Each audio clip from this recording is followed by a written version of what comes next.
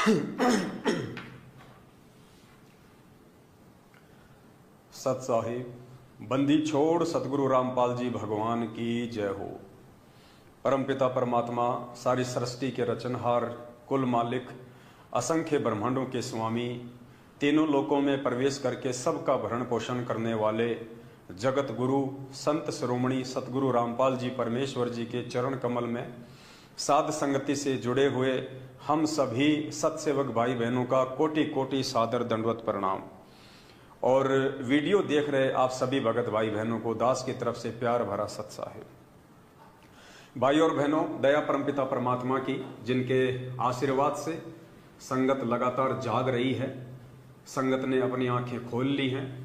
हजारों की संख्या में भगत भाई बहनों ने सतलोक आश्रम मैनेजमेंट हरियाणा से, जो कि बरवाला कांड का मुख्य दोषी है, पूज्य गुरुदेव सतगुरु रामपाल जी भगवान को हिसार जेल में भेजने का मुख्य कारण है, जिन्होंने सन 2014 बरवाला कांड के समय अपनी मनमानी हरकतें करते हुए अपने आप को गुरुजी से सर्वश्रेष्ठ साबित करने की होड़ में एक बरवाला कांड करवा डाला।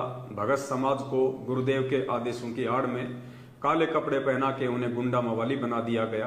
पुलिस वालों के सामने मरने मारने को लेके खड़ा कर दिया गया और गुरु आदेशों की सरेआम धज्जियां उड़ाई गई।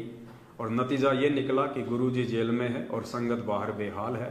और उस बेहाल संगत को गुरुदेव का कलयुगी परिवार, जिनमें उनके बेटा बेटी, भाई बंधु, रिश्तेदार, जवाई, स्टेट कोऑर्डिनेटर, नामदान संचालक, जिला कोऑर्डिनेटर, सभी लोगों ने संगत को अपना धार्मिक धंधा बनाकर अपने रोजी रोटी का साधन बना लिया है। आज ये लोग ना चाहते हुए भी संगत को सच्चाई से परिचित नहीं होने दे रहे हैं। लेकिन अब काफी वर्षों की मेहनत के उपरांत हजारों की संख्या में भगत भाई बहनों ने खड़ा होकर ये बीड़ा उठाया है कि अंतिम श्वास तक हम अपने शिष्य धर्म का पालन करेंगे और जिस अज्ञान और पाखंड को उस परमपिता परमात्मा सतगुरु रामपाल जी भगवान ने जड़ से मिटाने के लिए और देश दुनिया वाले भाई बहनों को जगाने के लिए बीड़ा उठाया है, उन्होंने घोर कष्ट और यातनाएं सही हैं। आज भी वे जेल में हैं। हम भी उन्हीं के पद चिन्हों पे चलते हुए देश और दुनिया को ना सही, लेकिन अपने गुरुदेव के पद चिन्हों पे चलते हुए हमारे संगत वाले भाई बहनों को हम जरूर जागरूक करेंगे। हम उनको सच्चाई से परिचित करवाएंगे। हम उनके सामने यथार्थ सबूत और पूज्य गुरुदेव जी के सत्संग आधार से सारी बातें सामने रखेंगे। और निश्चय ही जिन आत्माओं के हृदय में परमपिता परमेश्वर का तत्व ज्ञान समाया हुआ होगा, जो परमेश्वर के भक्ति अधिकारी हंस होंगे, जो परमेश्वर के हीरे मोती लाल होंगे, वो जरूर इन सबूतों को देख के समझेंगे, नीर खीर का निवेरा करेंगे, सुपात्र और कुपात्र की पहचान करेंगे, कौन गुरुदेव का असल में परिवार का सदस्य है और कौन गुरुदेव का असल में सच्चा भगत है। सारी बातों का वे लाल और लालड़ी की तरह निष्कर्ष निकालेंगे। तो बहुत बड़ी मेहर हो रही है परमपिता परमात्मा की। लाखों की संख्या में भगत भाई बहन जाग चुके हैं। सैकड़ों की संख्या में रोजाना भगत भाई बहन साथ संगतियों से जुड़ रहे हैं, अपने आत्म कल्याण की ओर आगे बढ़ रहे हैं। इसी दिशा में अब दिनांक 14 जून 2022 को जो कबीर प्रकट दिवस है, जिसे हम सत्सेवक भाई बहन नहीं मनाते हैं, क्योंकि हम सत्सेवक भाई बहनों को वास्तविकता का मालूम हो चुका है कि वास्तविक जो कबीर है वर्तमान में कलयुग की पिछली पीढ़ी में, वो कोई दाढ़ी मूंछ वाली फोटो नहीं है। वास्तविक कबीर, सच्चा कबीर, यथार्थ कबीर, जिंदा कबीर सतगुरु रामपाल जी भगवान स्वयं है। और यदि हमने किसी का प्रकट दिवस मनाना है तो 8 सितंबर के दिन अपने पूज्य गुरुदेव का ही प्रकट दिवस मनाना है, उनका ही सतगुरु दिवस मनाना है। एक कागज की फोटो का, जो कि गुरुदेव ने अपने सत्संगों में काल्पनिक घोषित कर दी है, फर्जी घोषित कर दी है, हाथ से बनाया हुआ चित्र घोषित कर दिया है। हम सत्सेवक उस फोटो का प्रकट दिवस मना के अपने गुरुदेव को दुखी नहीं करना चाहते हैं और ना हम दुखी करेंगे। और सन 2019 से हम इस कबीर प्रकट दिवस को त्याग कर वर्तमान कलयुग की पिछली पीढ़ी के असली कबीर सतगुरु रामपाल जी भगवान का 8 सितंबर के दिन प्रकट दिवस मनाते हैं। लेकिन परमेश्वर कहते हैं कि संत ना छोड़े संतता, चाहे कोटिक मिले असंत। जो संत होगा वो अपनी साधुता का, अपने संत पने का परित्याग नहीं करता है। और जो दुष्ट प्रवृत्ति के लोग होते हैं उन पे किसी भी प्रकार से ना ही तो गुरु ज्ञान का असर होता है, ना ही साथ संगति का कोई असर होता है। तो मेरे पीछे आप जो ये पीला पर्चा देख रहे हैं, ये 5 जून 2022 को अपनी उसी दुष्टता के तहत भगत समाज को वापस एक बार पुनः काल भगवान के भांग के नशे में सुलाने की दिशा की ओर प्रयासरत करते हुए सतलोक आश्रम मैनेजमेंट हरियाणा ने अर्थात पूज्य गुरुदेव सतगुरु रामपाल जी भगवान के कलयुगी परिवार वालों ने, स्टेट कोऑर्डिनेटरों ने निकाला है, ताकि संगत को एक बार पुनः जो है गुमराह किया जा सके। और पिछले 2 साल से इस कोरोना काल के चलते जो प्रकट दिवस एक दाढ़ी मूछ वाली फोटो का ये लोग नहीं मना पाए, जिसके चलते इन लोगों को अपने धार्मिक धंधे में करोड़ों का नुकसान हुआ है। अब ये लोग चाहते हैं कि हम उस धार्मिक धंधे में अब की बार 14 जून 2022 को एक कागज की काल्पनिक फोटो का प्रकट दिवस मना के संगत से करोड़ों अरबों में धन ऐंठा जाए। लेकिन पुण्यात्माओं, अब बात इनके हाथ से निकल चुकी है। ज्यादातर संगत अब इनके झांसे से बाहर निकल चुकी है। सभी पुण्यात्माएं सत्सेवक भाई बहनों के ज्ञान आधारित वीडियो देख देख के समझ चुके हैं कि हमने एक कागज के कबीर को पूजने से हमारा भला होगा या वर्तमान में जो जिंदा कबीर हमारे सतगुरुदेव जी के रूप में है उनको पूजने से, उनकी पूजा करने से हमारा भला होगा। जो कागज की फोटो ना हमें सत्संग सुना सकती है, जो कागज की फोटो ना हमें आशीर्वाद दे सकती है, जो कागज की फोटो ना हमें नाम दीक्षा दे सकती है, ऐसी कागज की फोटो को भगवान मान के पूजना तो वर्तमान के भगवान सतगुरु रामपाल जी भगवान की निंदा करना है, उनकी चुगली करना है। तो जो ज्ञानी आत्मा होगी, जो परमेश्वर के इस पंथ में मोक्ष की अधिकारी आत्मा होगी, वो ऐसी गलती नहीं करेगी। लेकिन इन लोगों ने एक प्रयास किया है इस पीले पर्चे के माध्यम से कि संगत को एक बार पुनः डराया जाए, धमकाया जाए, या संगत को एक बार भावों में भावित करके ऐसी ऐसी मीठी मीठी वाणियां लिख के संगत को एक बार पुनः इन फर्जी आश्रमों की तरफ दौड़ाया जाए। क्योंकि 14, 15, 16 जो इस कबीर प्रकट दिवस के उपलक्ष्य में ये लोग गरीबदास जी महाराज जी की वाणी का पाठ रख रहे हैं, ताकि ज्यादा से ज्यादा लोग जो है पाठ प्रकाश करवाएं, ज्योति का पैसा जमा कराएं और एक बार पुनः सतलोक आश्रम मैनेजमेंट हरियाणा को अपनी अय्यासी के लिए, अपनी रंगरेलियों के लिए संगत से करोड़ों में धन इकट्ठा करने का मौका मिल जाए। लेकिन अब यह संभव नहीं लग रहा है। दास आपको इस पीले पर्चे के ऊपर एक नजर डलवाना चाहेगा, आप जी थोड़ा ध्यान से सुनिए और हम निष्कर्ष निकालेंगे परमपिता परमात्मा के ज्ञान आधार से कि वास्तव में क्या सत्य है, क्या असत्य है। ये पीला पर्चा सतलोक आश्रम मैनेजमेंट हरियाणा की तरफ से है या पूज्य गुरुदेव जी ने हिसार जेल से लिख के भेजा है, और ये पीला पर्चा हमारे लिए कितना महत्व रखता है और कितना महत्व नहीं रखता है।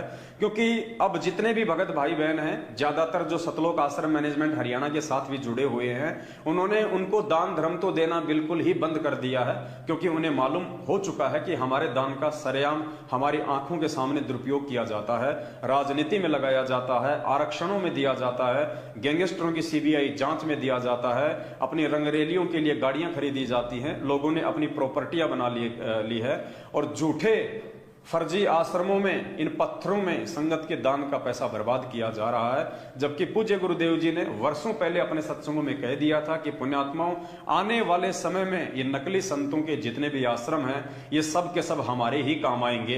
तो संगत ने निष्कर्ष निकाल लिया कि गुरु जी का वचन सत्य है, गुरु जी ने जो बोल दिया वो देर सवेर होना ही होना है। तो जब नकली संतों के इतने बड़े बड़े आश्रम जो हजारों बीघा जमीन में फैले हुए हैं, एक से एक अच्छे से अच्छे आश्रम बने हुए हैं, जब पूज्य गुरुदेव जी ने कह दिया कि आने वाले समय में ये आश्रम हमारे ही काम आएंगे, तो हम अपने दान का पैसा सतलोक आश्रम मैनेजमेंट हरियाणा जैसे कुपात्र संस्था को देके, इन फर्जी आश्रमों में लगवा के, इन पत्थरों में लगवा के हम क्यों बर्बाद करें। तो जिनको अपने गुरु वचन के ऊपर विश्वास है, जिनको गुरु जी के सत्संग रूपी शब्दों पे विश्वास है, उन आत्माओं ने सतलोक आश्रम मैनेजमेंट हरियाणा को दान धर्म देना बंद कर दिया है। ये बात और है कि किन्हीं कारणों से ये लोग अभी भी सतलोक आश्रम मैनेजमेंट हरियाणा के साथ में मात्र शारीरिक रूप से जुड़े हुए हैं। धीरे धीरे परमात्मा उनको सद्बुद्धि देंगे, उनको हिम्मत देंगे। जहां वो आर्थिक रूप से इनसे दूर हुए हैं, ज्ञान आधार से सत्सेवकों के वीडियो देख के, परमेश्वर के सत्संगों पे विचार करके धीरे धीरे ये लोग शारीरिक रूप से भी सतलोक आश्रम मैनेजमेंट हरियाणा से पीछे हटेंगे, इतना हमें दृढ़ विश्वास है। तो आइए हम एक बार नजर डालते हैं दिनांक 5 जून 2022 को संगत में भेजे गए इस पीले पर्चे के ऊपर, और हम निष्कर्ष निकालेंगे कि ये पीला पर्चा संगत के लिए कितना लाभदायक है और कितना नुकसानदेह है। क्योंकि अब परमात्मा ने हमारे को यह तत्व ज्ञान देके नीर खीर का निवेरा करना सिखा दिया है। क्योंकि पूज्य गुरुदेव जी कहते हैं कि कहे कबीर सोए जन मेरा, जो नीर खीर का करे निवेरा। यानी मेरा असली भगत वो होगा जो सही और गलत जो सामने रखे होंगे, उनकी आंखों के सामने होंगे, उसमें से वो गलत को छोड़ देगा और जो सही है, जो सत्य है, जो यथार्थ है, जो भक्ति मार्ग में हमारे किसी काम का है, उसको मेरा हंस ग्रहण कर लेगा। तो आज हम परमेश्वर के सत्संगों का सहारा लेते हुए ज्ञान आधार से इस मनमुखी पीले पर्चे के ऊपर हम टिप्पणी करेंगे, हम इसका विश्लेषण करेंगे और समझने का प्रयास करेंगे कि कैसे संगत को इन पीले पर्चों की आड़ में गुरुदेव का आदेश बता के मूर्ख बना के ठगा जा रहा है। तो सबसे पहले आप जी देखिए इस पीले पर्चे में सत साहिब, जयबंदी छोड़ की, और सबसे ऊपर पुण्यात्माओं हमें ध्यान देना है यहां पे क्या लिखा हुआ है, सतगुरुदेव की जय। क्या लिखा हुआ है? सतगुरुदेव की जय। पुण्यात्माओं, सतगुरु रामपाल जी भगवान पूर्ण परमात्मा है, इस बात में कोई मीन मेक नहीं है, कोई दो राय नहीं है। 8 सितंबर 1951 को वो परमात्मा गांव धनाना, जिला सोनीपत, हरियाणा की पावन भूमि पे प्रकट हुए। उसके बाद परमेश्वर ने सन 1988 तक एक आम व्यक्ति की लीला की, एक आम व्यक्ति की भूमिका की। 17 फरवरी 1988 को यही कबीर परमात्मा सतगुरु रामपाल जी भगवान अपनी वाणी के अनुसार कि 12वें पंथ में हम ही चल आवें और सब पंथों को मिटा के एक पंथ चलावें। तो आदरणीय गरीबदास जी महाराज जी के रूप में आके परमात्मा ने जो 12वां पंथ चलाया था, फिर आगे चल के उसी पंथ में 17 फरवरी 1988 को कि हम ही चल आवें और सब पंथों को मिटा के एक पंथ चलावें। तो ये कबीर परमात्मा सतगुरु रामपाल जी भगवान 8 सितंबर 1951 में भारतवर्ष की पावन भूमि पे प्रकट होके फिर अपनी वाणी के अनुसार 17 फरवरी 1988 को 17 फरवरी 1988 में ये परमात्मा 12वें पंथ में ज्वाइन हो गए।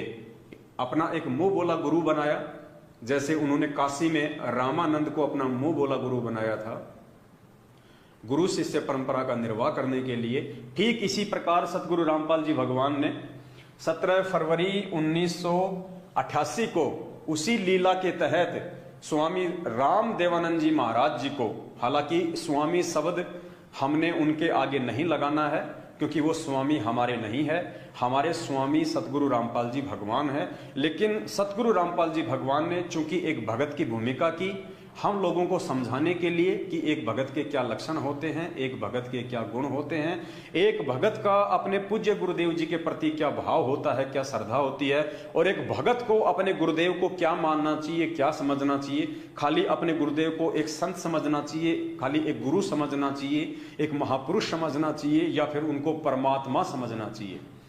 तो ये सारी भूमिकाएं निभाते हुए, परमेश्वर होते हुए भी आप और हमारी आंखें खोलने के लिए उन्होंने भगत की भूमिका भी की, उन्होंने दास की भूमिका भी की, उन्होंने एक आम व्यक्ति की भूमिका भी की, और आज वे परमेश्वर की भूमिका में तो है ही है। तो परमेश्वर ने हमें समझाने के लिए कि आपने अपने गुरुदेव को किस स्थान पर रखना है। यानी आज लाखों की संख्या में संगत वाले भाई बहन सतलोक आश्रम मैनेजमेंट हरियाणा को, जो मात्र सतगुरुदेव जी के आश्रम में नजदीक था, जिसमें से कुछ व्यक्ति गुरुदेव के परिवार से संबंधित हैं, केवल इन्हीं बातों को देखकर कि ये व्यक्ति तो सदा गुरुदेव के पास में रहा करता था, ये तो गुरुदेव के रिश्तेदार हैं, गुरुदेव के परिवार वाले हैं, खाली इन्हीं बातों को आधार बनाकर, ना कि ज्ञान को आधार बनाकर, जिन लाखों की संख्या में आत्माओं ने इनकी कुसंगति की है, और उसी कुसंगति के तहत 14 जून 2022 को जो ये एक कागज की फोटो का प्रकट दिवस मनाने जा रहे हैं, उन आत्माओं के लिए आज का वीडियो विशेष है। इस पीले पर्चे में परमात्मा उन आत्माओं की आंखें खोलना चाहते हैं। यानी परमेश्वर ने एक भगत की भूमिका में डायरेक्ट परमात्मा को महत्व नहीं दिया, कबीर जी को महत्व नहीं दिया। सतगुरुदेव जी ने भी एक भगत की भूमिका में सबसे पहले यहां ये लिखकर कि सतगुरुदेव जी की जय, परमेश्वर ने सतगुरु को ही महत्व दिया है, परमात्मा ने सतगुरु को ही ऊंचा रखा है, परमात्मा ने सतगुरु को ही प्रथम स्थान पे रखा है, हमारी आंखें खोलने के लिए कि नालायकों तुम किसका प्रगट दिवस मनाने जा रहे हो। कहते हैं गुरु गोविंद दोनों खड़े और किसके लागू पाए, बलिहारी गुरु आपना जिन गोविंद दिया बताए। गुरु और भगवान दोनों खड़े हैं तो एक शिष्य के लिए यह आदेश दिया जा रहा है कि आप सबसे पहले किसके चरण स्पर्श करोगे, सबसे पहले आप किसको दंडवत करोगे। तो कहते हैं बलिहारी गुरु आपना, कि मैं बलिहारी जाऊं मेरे गुरु जी के ऊपर जिन्होंने मुझे परमात्मा की जानकारी दी। तो सबसे पहले परमात्मा के बजाय सतगुरु को महत्व दिया जा रहा है। और ये लाखों की संगत जब प्रकट दिवस मनाने की बात आती है तो ये अपने सतगुरु को महत्व नहीं देती, अपने गुरुजी को महत्व नहीं देती है, एक कागज की फोटो को महत्व दे रही है। वर्तमान के जिंदा कबीर के रहते सहते कागज की फोटो को महत्व देना अपने गुरुजी की निंदा करना है, गुरुजी की चुगली करना है। अरे एक बिल्ली है, बिल्ली को भूख लगी है और बिल्ली के सामने आप एक मिट्टी का चूहा रख दो और आप एक ओरिजिनल चूहा रख दीजिए। वो बिल्ली, वो जानवर भी इतनी समझदार है, अपनी भूख शांत करने के लिए वो मिट्टी वाले चूहे को नहीं खाएगी, वो जिंदा चूहे के ऊपर झपट्टा मारेगी, क्योंकि उसको पता है कि ये जिंदा है, ये मेरी भूख शांत कर सकता है। ठीक इसी प्रकार पुण्यात्माओं, एक तरफ क्योंकि आप और हम सब जीव हैं, हम एक जानवर की श्रेणी में हैं, सामने वो परमात्मा खड़ा है और एक तरफ उसी परमात्मा का एक फोटो है, एक चित्र है 650 साल पुराना, कबीर जी का दाढ़ी मूंछ वाला। अब हम भक्तों को भक्ति की प्यास है, हमारे को आत्म कल्याण की प्यास है, तो हम आत्म कल्याण के प्यासे भगत हैं। हम किसकी पूजा करेंगे, हम किसको सर्वप्रथम उच्च स्थान देंगे, अपने उस जिंदा कबीर सतगुरु रामपाल जी भगवान को या उस कागज के कबीर दाढ़ी मूंछ वाली फोटो को। पुण्यात्माओं, कॉमन सेंस की बात है और विचार कर लेना कि आप और हमारे में जो लोग 14 जून 2022 को कागज की फोटो का प्रकट दिवस मनाने जा रहे हैं, उनके अंदर उस जानवर बिल्ली के जितना भी भेजा है या नहीं है, दिमाग है या नहीं है। तो पूज्य गुरुदेव जी ने यहां अपने गुरुदेव को महत्व दिया है। हमने यही निष्कर्ष निकालना है कि इस पीले पर्चे में, यदि ये पीला पर्चा गुरुदेव ने हिसार जेल से लिख के भेजा है, तो हमने यही निष्कर्ष निकालना है कि परमेश्वर संकेत क्या कर रहे हैं। क्योंकि पुण्यात्माओं, दास पहले से ही ये बातें आपको बोलता आया है कि ये जो मार्ग है परमात्मा का, सतगुरु रामपाल जी भगवान ने जो सन 1994 में से यथार्थ 13वां कबीर पंथ चलाया है, ये ज्ञान मार्ग है और ज्ञान मार्ग हमेशा ज्ञान आधार से ही चलेगा। ये पीला पर्चा चाहे हिसार जेल से लिख के आया है, चाहे मैनेजमेंट ने स्वयं लिखा है, वो फर्जी ऑडियो चाहे हिसार जेल से आती हैं, चाहे गुरुदेव स्वयं भेजते हैं, वो लेटर चाहे हिसार जेल से आते हों, चाहे मैनेजमेंट लिख के भेजता हो, हमें कोई ऑब्जेक्शन नहीं है, हमें कोई आपत्ति नहीं है। लेकिन परमेश्वर के ज्ञान आधार से 27 साल से जो अनमोल ज्ञान दिया है परमात्मा ने, उस आधार से हमने इन पीले पर्चों में, इन ऑडियो में, इन फर्जी लेटरों में जहां जहां पूज्य गुरुदेव जी के ज्ञान आधार से बातें लिखी होंगी, जो जो शब्द, जो जो वाणियां, जो जो आदेश पूज्य गुरुदेव जी के सत्संगों से मेल खाएंगे, उनके तत्व ज्ञान से मेल खाएंगे, वो हमें स्वीकार्य होंगे। और जो जो बातें गुरुदेव के ज्ञान से मेल नहीं खाएंगी, भले ही वो ऑडियो चाहे गुरुदेव ने निकाली हो, भले ही वो पीला पर्चा चाहे गुरुदेव ने निकाला हो, हम सत्सेवक भाई बहनों को ज्ञान आधार से परमेश्वर की शिक्षाओं के तहत बिल्कुल भी स्वीकार्य नहीं होंगे। यही तत्व ज्ञान है और यही परमात्मा हमारी आंखें खोलना चाहते हैं कि नालायकों, 27 साल से मैंने ज्ञान दे दिया, अभी भी तुम किस भूल में भूले बैठे हो। तो 14 जून को कागज की फोटो का प्रकट दिवस मनाने की महाभूल करने जा रहे भाई बहनों को आज का ये वीडियो समर्पित है। सबसे पहले गुरुदेव ने यहां पे अपने सतगुरुदेव को महत्व दिया है, सतगुरुदेव की जय। उसके बाद में देखिए पुण्यात्मा, यहां लिखा हुआ है स्वामी राम देवानंद जी महाराज की जय। यहां भी परमात्मा ने कबीर जी को महत्व नहीं दिया, डायरेक्ट परमात्मा को महत्व नहीं दिया, उन्होंने अपने पूज्य गुरुदेव जी को ही महत्व दिया है। क्या लिखा है? स्वामी राम देवानंद गुरु महाराज की जय। यानी यहां भी उन्होंने अपने गुरु को महत्व दिया और नीचे भी उन्होंने अपने गुरु को ही महत्व दिया है। ध्यान से सुनिए, आज का वीडियो बहुत ज्यादा इंपॉर्टेंट है। अब परमात्मा ने दोनों को महत्व क्यों दिया? हर जगह परमात्मा अपने गुरुदेव को ही महत्व क्यों दे रहे हैं? क्योंकि परमात्मा ने सत्संगों में हजारों बार बताया कि इस कबीर परमेश्वर के यथार्थ भक्ति मार्ग में वो परमात्मा स्वयं ही गुरु की भूमिका करता है, वो परमात्मा स्वयं ही सतगुरु की भूमिका करता है। उस परमेश्वर के अलावा कोई भी व्यक्ति इन सत मंत्रों को दान करने का अधिकारी नहीं होता है। परमात्मा स्वयं ही आके इन मंत्रों को दान करता है। और वर्तमान में तो पिछली पीढ़ी है, ये तो मोक्ष मार्ग है। इस समय तो परमात्मा ने स्वयं ही आना है और स्वयं ही परमेश्वर आए हुए हैं। तो परमात्मा ने सत्संगों के माध्यम से भी हमारी आंखें खोली हुई है। और परमात्मा ने क्या बताया सत्संगों के माध्यम से कि गुरु और इष्ट में कोई अंतर नहीं होता है। और जो व्यक्ति गुरु और इष्ट में अंतर समझता है उस व्यक्ति को बिल्कुल भी ज्ञान नहीं होता है। तो पुण्यात्माओं, आप जी सुनिए ध्यानपूर्वक परमपिता परमेश्वर जी का ये सत्संग, कि परमेश्वर ने हमें क्या निर्देशित किया हुआ है। परमेश्वर कहते हैं, मालिक ने हमें इस सत्संग में बताया है कि गुरु और इष्ट में कोई अंतर नहीं होता है। तो सुनिए आप परमपिता परमेश्वर का ये अनमोल सत्संग।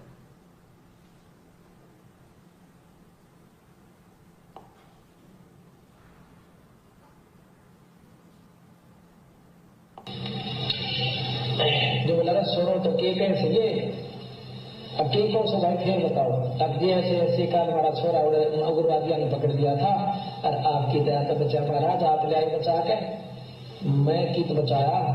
अगर आप गए थे महाराज जी छोरे में खोल के लाए और नवीखा में कर बोला सतगुरु थे, सतगुरु मंडी छोड़ कर लागे, गुरु जी कहने लागे ये कबीर साहब थे गरीबदास जी, मैं तो उठ के बिना बैठा करता, मैं कित के लाऊं था। बोले नो ना बकावा, क्योंकि महाराज कहते हैं जो गुरु मानस कर जानते हुए लड़केंगे अंध और महादुखी संसार में फिर आप गए के फल। ईश्वर में और गुरु में और इष्ट में कोई अंतर नहीं होता, क्योंकि ये महाराज के देही को सतगुरु कहें, ये सर्वधूतर ज्ञान। अगर इस शरीर को आप सतगुरु मानते हैं और चार दागा नहीं जाको सतगुरु जान। तो पूज्य गुरुदेव जी ने अपने इस सत्संग में स्पष्ट कर दिया है कि गुरु में, इष्ट देव में और ईश्वर में कोई अंतर नहीं होता है। इसीलिए परमेश्वर ने अपने इस पीले पर्चे में, जो पीला पर्चा जो उनकी आड़ में निकाला जा रहा है, इस पीले पर्चे में यदि ये पीला पर्चा सतगुरुदेव जी ने लिखा है तो उन्होंने स्वयं लिख दिया कि स्वामी रामदेवानंद गुरु महाराज की जय। और यदि ये पीला पर्चा सतलोक आश्रम मैनेजमेंट हरियाणा के माध्यम से लिखा गया है तो परमेश्वर ने उनके अंदर सत प्रेरणा करके ये लिखवा दिया आप और हम सभी भाई बहनों की आंखें खोलने के लिए कि स्वामी रामदेवानंद गुरु महाराज की जय। अर्थात भक्ति मार्ग में परमेश्वर से बड़ा सतगुरु होता है, गुरु होता है। आगे परमेश्वर ने हमें और बहुत सारी बातें समझाई हैं इष्ट और गुरु को लेके कि हमने किसको महत्व देना चाहिए, हमने सतगुरु को महत्व देना चाहिए या हमने उस परमेश्वर को अधिक महत्व देना चाहिए इस भक्ति मार्ग में आने के बाद में, ये ज्ञान समझ में आने के बाद में। तो सुनिए परमपिता परमेश्वर का ये सत्संग जिसमें परमात्मा ने हमें समझाया है। क्या समझाया है? परमेश्वर कहते हैं जब तक आपके मन में संसार रहेगी, परमात्मा कहते हैं कोटि ग्रंथ का एक मूल है, अपनी सुरत ठिकाने राख। कोटि ग्रंथ का यानी पूरे अध्यात्म का एक ही निष्कर्ष है कि अपनी सुरत को ठिकाने पे रख। सुरत ठिकाने पे रखने का मतलब कि एक परमात्मा चुन ले। अगर आप दो परमात्माओं को अपने साथ में रखोगे, अपने गुरुजी को भी और दाढ़ी मूंछ वाली फोटो को भी, तो पूज्य गुरुदेव इस सत्संग में कह रहे हैं कि कभी न कभी तुम्हारे को धोखा लग सकता है। तुम्हारे मन में ये विचार आ सकता है कि कहीं ये गुरुजी बड़े हों या फिर कहीं ये कबीर जी बड़े हों, यानी ये गुरु बड़ा हो, कहीं ये भगवान बड़ा हो। गुरुजी यहाँ पे माता का उदाहरण देके समझा रहे हैं कि गुरु और इष्ट में कोई अंतर नहीं होता है। जब तक आपकी सुरत ठिकाने पे नहीं होगी, जब तक आप ज्ञान आधार से ये निर्णय नहीं कर लेंगे कि गुरुजी बड़े होते हैं या गोविंद बड़े होते हैं या गुरु और गोविंद दोनों इस भक्ति मार्ग में एक ही होते हैं, तब तक परमात्मा कहते हैं तुम भक्ति मार्ग पे निसंशय हो के आगे नहीं चल पाओगे। तुम्हारे मन में सदा यही विचार आएंगे कि हो सकता है उसमें ज्यादा शक्ति हो या हो सकता है उसमें ज्यादा शक्ति हो, मैं कहीं उसको पूजना छोड़ दिया इसलिए मुझे नुकसान हो रहा हो, या मैं उसको नहीं पूज रहा इसलिए हो सकता है मुझे नुकसान हो रहा हो। क्योंकि ये भाव आपके अंदर उस समय तक आएंगे जब आप दो भगवान मान के चलोगे, जब आप दो नावों की सवारी करोगे। तो आपके अंदर संसा रहेगी रहेगी। तो परमेश्वर ने इस सत्संग के माध्यम से हमारी उस संसा का निवारण किया है, हमें समझाने का प्रयास किया है। तो आप भाई बहन थोड़ा ध्यान से सुनिए। कृष्ण का अधिक सेवन कर सुख दे बोले साख, भाई कोट ग्रंथ का अर्थ है तू सुरत ठिकाने राख। अब कहते हैं सब ग्रंथों का यही, करोड़ ग्रंथों का अर्थ मैं तुझे बताऊं कि सुरत अपना दीदे ने अपनी नीत ने एक जगह ठिकाने डाट कर राख के तेरा इष्ट उपास्य यूज। अब जब यह सुरत यहाँ डटेगी तो उपासना पर भी डटेगी, नहीं तो न रहेगी मन में। कहते फलाना देवता कड़ी शक्ति हो, कहते माता ने पूज ले हुआ नाराज हो रही हो, इस तरह की उपासना रखोगे तो सुरत नहीं टकेगी, काम नहीं बनेगा। समझ में आप जी के आ गया होगा। गुरुदेव कह रहे हैं कि करोड़ ग्रंथ का एक मूल है अपनी सुरत ठिकाने राख, यानी अपने इष्ट उपास्य की पहचान कर ले। अपने मन में ये शंका मत रख कि मेरा गुरु ये है या फिर भगवान ये है, भगवान ये है या मेरा गुरु ये है, ये ज्यादा शक्तिशाली है या ये ज्यादा शक्तिशाली है। कहीं मैं इसकी पूजा करना छोड़ दूं तो मुझे नुकसान ना हो जाए, कहीं मैं उसकी पूजा करना छोड़ दूं तो मुझे नुकसान ना हो जाए। गुरुदेव कहते हैं अपनी सुरत को ठिकाने रख, करोड़ों ग्रंथों का यही सार है, यही मूल मंत्र है। यानी आत्मा यदि एक है तो उसका परमात्मा भी एक ही है। और जो भगत तत्व ज्ञान आधार से इस बात का निष्कर्ष निकाल लेगा वही परमेश्वर का सच्चा सेवक होता है, और वही आत्मा निसंशय होके, शंका रहित होके भक्ति मार्ग पे टिक सकती है। कोई भी व्यक्ति उसको भ्रमित नहीं कर सकता। अन्यथा कोई भी ऐरा गहरा व्यक्ति आपको झूठे आदेश बता के कागज की फोटो दाढ़ी मूंछ वाले के नाम पे प्रकट दिवस मनवा मनवा के आपको दान धर्म ज्योति के नाम पे लूटते ही रहेंगे। और भी परमेश्वर ने काफी सत्संग में बहुत ही अच्छे से हमारा शंकाओं का निवारण किया है। इस सत्संग को आप ध्यान से देखिएगा। परमपिता परमात्मा सदगुरु रामपाल जी भगवान ने ज्ञान आधार से हमारी शंकाओं का पुरजोर समाधान किया है। और पूज्य गुरुदेव जी कह रहे हैं कि इष्ट और गुरु में कोई अंतर नहीं होता है। गुरु और इष्ट में कोई अंतर नहीं होता है, अर्थात अपने गुरु को ही इष्ट मान के पूजना है। इस सत्संग का जो निष्कर्ष है, 1 मिनट का सत्संग है, ध्यान से सुनिए। पूज्य गुरुदेव जी कह रहे हैं कि आपने अपने गुरु को ही इष्ट मान के पूजना है। यानी पूज्य गुरुदेव जी ने फाइनल कर दिया कि कोई दाढ़ी मूंछ वाली फोटो नहीं, कोई 650 साल पहले वाला कबीर नहीं। आपने, वर्तमान वालों ने, बिजली पीढ़ी वालों ने, आप और हम सभी भगत भाई बहनों ने क्या करना है गुरुदेव के आदेश अनुसार कि अपने ही गुरु को इष्ट मानकर पूजना है।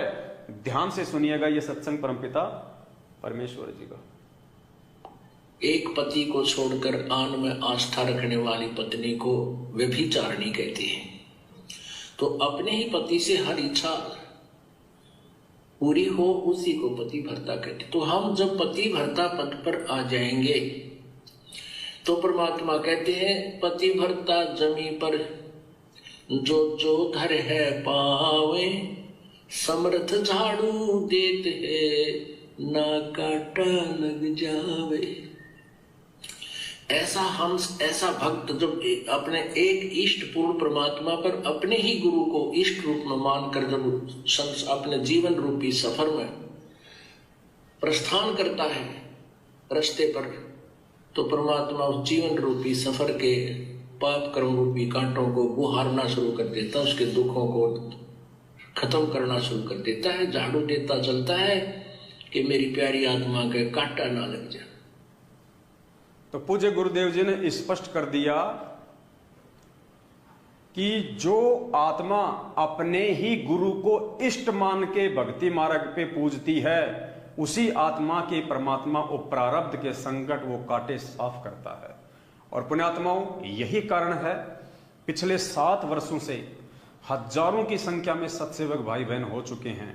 किसी भी सत्सेवक भाई बहन को परमेश्वर कांटा तक नहीं लगने दे रहे, किसी के घर में कोई अकाल मृत्यु नहीं है। और दूसरी तरफ एक आत्मा के 2 पति मानकर व्यभिचारिणी भक्ति कर रहे सतलोक आश्रम मैनेजमेंट हरियाणा वाले, जो अपने पूज्य गुरुदेव भगवान को छोड़ के, अपने गुरुदेव को कबीर परमेश्वर ना मान के, एक कागज की फोटो को कबीर परमात्मा मान के उनको भोग लगाते हैं, उनको भगवान मानते हैं, अपने गुरुदेव की निंदा करते हैं। ये गुरुदेव की निंदा में ही आता है। जो व्यक्ति अपने गुरुदेव को भगवान ना मान के, उनको भोग ना लगा के, उन्हीं की आंखों के सामने उन्हीं के द्वारा बताई गई एक काल्पनिक फोटो, हाथ से छपी हुई फोटो को भगवान मान के, उसके आगे हलवे राम का, खीर राम का भोग लगा के, भोग की आरती करके वो अपने गुरुदेव को गालियां देते हैं, अपने गुरुदेव की निंदा चुगली करते हैं। ये सूक्ष्म चाल होती है काल भगवान की। तो परमात्मा कहते हैं ऐसी आत्मा जो अपने दो दो पति समझती है, वो व्यभिचारिणी भक्ति कर रही होती है, वो वैश्या भक्ति कर रही होती है। जिस औरत का एक से अधिक पति होते हैं वो औरत पतिव्रता नहीं होती, वो व्यभिचारिणी औरत होती है। और जिस आत्मा के एक से अधिक पति होते हैं वो भी व्यभिचारिणी आत्मा होती है, वो पतिव्रता भगत आत्मा नहीं होती। तो सतलोक आश्रम मैनेजमेंट हरियाणा, गुरुदेव का कलयुगी परिवार और उनके पीछे लगी हुई मूर्खता में लाखों की संगत ने अपने गुरुदेव को छोड़ के, जो कि साक्षात कबीर परमेश्वर है, रोज संध्या आरती करते हो, मेरे गुरुदेव भगवान दियो काट काल की फांसी। किससे प्रार्थना कर रहे हो? अपने गुरुदेव से प्रार्थना कर रहे हो, गुरुदेव को भगवान कह रहे हो, और उसी भगवान की आंखों के सामने एक मुर्दा दाढ़ी मूछ वाली फोटो को भगवान मान के तुम भोग लगा रहे हो। तो तुम अपने गुरुदेव को गाली दे रहे हो और स्वयं तुम व्यभिचारिणी भक्ति कर रहे हो। और भी काफी सत्संगों में परमात्मा ने ज्ञान आधार से हमारी शंकाओं का निवारण किया है। ये सत्संग देखिए, छोटे छोटे सत्संग हैं, परमेश्वर ने बड़े प्यार से हमें समझाने का प्रयास किया है। और क्या कह रहे हैं परमात्मा इस सत्संग में? गुरुदेव इस सत्संग में हमें समझाते हुए कह रहे हैं कि पुण्यात्माओं, यदि साक्षात जिसको तुम धोखे से कबीर परमात्मा समझते हो, दाढ़ी मूछ वाले को, अगर वो भी तुम्हारे सामने आके खड़ा हो जाए और कहे कि मैं परमात्मा हूं, मुझे पूजो, तो गुरुदेव कह रहे हैं कि आपने रिजेक्ट कर देना है कि नहीं जी, हमारे परमात्मा तो हमारे गुरुदेव हैं। पुण्यात्माओं विचार कर लेना, तुम ये कबीर प्रगट दिवस मनाने नहीं जा रहे, तुम अपनी किस्मत के ऊपर पत्थर मारने जा रहे हो। चंद लोगों के बहकाव में आके, उन चंद लोगों के बहकाव में आके जो काफी वर्षों से काल प्रेरित हैं, जो गुरुदेव को मानुष मानते हैं, जो गुरुदेव के परिवार वाले उनको केवल अपना रिश्तेदार ही मानते हैं, परमेश्वर तो छोड़िए गुरु भी नहीं मानते। वो स्टेट कोऑर्डिनेटर, वो नामदान संचालक, वो जिला कोऑर्डिनेटर, जो लोग केवल अपने स्वार्थों में लिप्त हैं, धर्म को जिन्होंने धंधा बना लिया है, अपनी अय्याशियों की पूर्ति करते हैं आप लोगों के दान धर्म के ऊपर, उनका तो धंधा है कि तुम लोगों को गुमराह रख के इस धंधे को बढ़ाया जाए। लेकिन परमेश्वर के ज्ञान आधार से आप आत्माओं की क्या जिम्मेदारी बनती है, आपका क्या फर्ज बनता है? आप लोगों की चापलूसी करने के लिए पैदा हुए हैं या भक्ति मार्ग पे अपने आत्म कल्याण के लिए आप पैदा हुए हैं? आप अपने गुरुदेव के वचन पे चलने के लिए पैदा हुए हैं या दो कोड़ी के जीवों के मनमानी आदेशों के ऊपर चल के अपना जीवन बर्बाद करने के लिए पैदा हुए हैं? तो परमेश्वर कह रहे हैं यदि साक्षात वो कबीर परमात्मा भी धरती पे आ जाए और कहे कि मैं परमात्मा हूं, तो गुरुदेव कह रहे हैं जो ज्ञानी भगत होगा, जो इसी जन्म में मोक्ष प्राप्त करने की अधिकारी आत्मा होगी, वो हाथ जोड़ लेगी और कहेगी नहीं जी, हमारे तो गुरुदेव ही परमात्मा है। तो सत्सेवक भाई देखो आज क्या कर रहे हैं, उनके मन में भी नहीं आती कि कबीर जी का प्रकट दिवस है, दाढ़ी मूछ वाली फोटो का। अरे हमें तो याद भी ये सतलोक आश्रम मैनेजमेंट हरियाणा वाले दिलवाते हैं, जो उनके महीने में ये फालतू का कुप्रचार करके कि कबीर प्रगट दिवस आ गया, कबीर प्रगट दिवस आ गया, वरना हमारे को तो सौपन में भी याद नहीं आता। हमें तो 24 घंटे यदि कोई दिवस याद रहता है तो 8 सितंबर सतगुरु दिवस याद रहता है, 8 सितंबर असली कबीर प्रगट दिवस याद रहता है। तो परमेश्वर क्या कह रहे हैं, ध्यान से सुनिए और आंखें खोलो पुण्यात्माओं। गुरुदेव कह रहे हैं साक्षात धरती पे वो कबीर परमात्मा भी उतर के आ जाए और कहे कि मैं परमात्मा हूं, मुझे पूजो, तो गुरु जी कहते हैं नहीं, आपने यही कहना जी मेरे गुरु जी परमात्मा है, बस बस इससे आगे मत बोलो और कुछ नहीं। और तुम तो सीधे सीधे अपनी किस्मत फोड़ने जा रहे हो। सोचो ज्ञान आधार की लाइन में तुम कहां खड़े हो भाई, कहां मोक्ष प्राप्त करोगे? अगर ऐसे ही आंख बंद करके चलोगे तो हमने गुरु वचन पे चलना है, गुरु जी के परिवार के वचन पे नहीं चलना भाई। सुनिए परमेश्वर क्या कह रहे हैं, ध्यान से सुनिए, मात्र 30 सेकंड का ऑडियो है। कबीर साहब से लाभ लेना है तो ये नियम अपना आजीवन निभाना होगा। स्वयं परमात्मा ब्रह्मा विष्णु महेश भी आ जावे, कोई आके यूं कहे मैं कबीर हूं, या स्वयं परमात्मा भी आ जाए तो भी आपकी श्रद्धा डगमग नहीं हो कि नहीं हमें तुम्हारे भगवान गुरुदेव। गुरु जी कह रहे यदि स्वयं ब्रह्मा विष्णु महेश भी आ जाए और कहें कि मैं कबीर हूं, या स्वयं वो कबीर परमात्मा भी आ जाए और कहे कि मैं कबीर हूं, मुझे पूजो, गुरु जी कह रहे तो भी तुम्हारी श्रद्धा तुम्हारी आस्था अपने गुरुदेव से हटके उसमें नहीं होनी चाहिए। यही कहना है कि नहीं जी मेरे तो गुरुदेव ही भगवान है। एक बार फिर से सुनिए ध्यान से।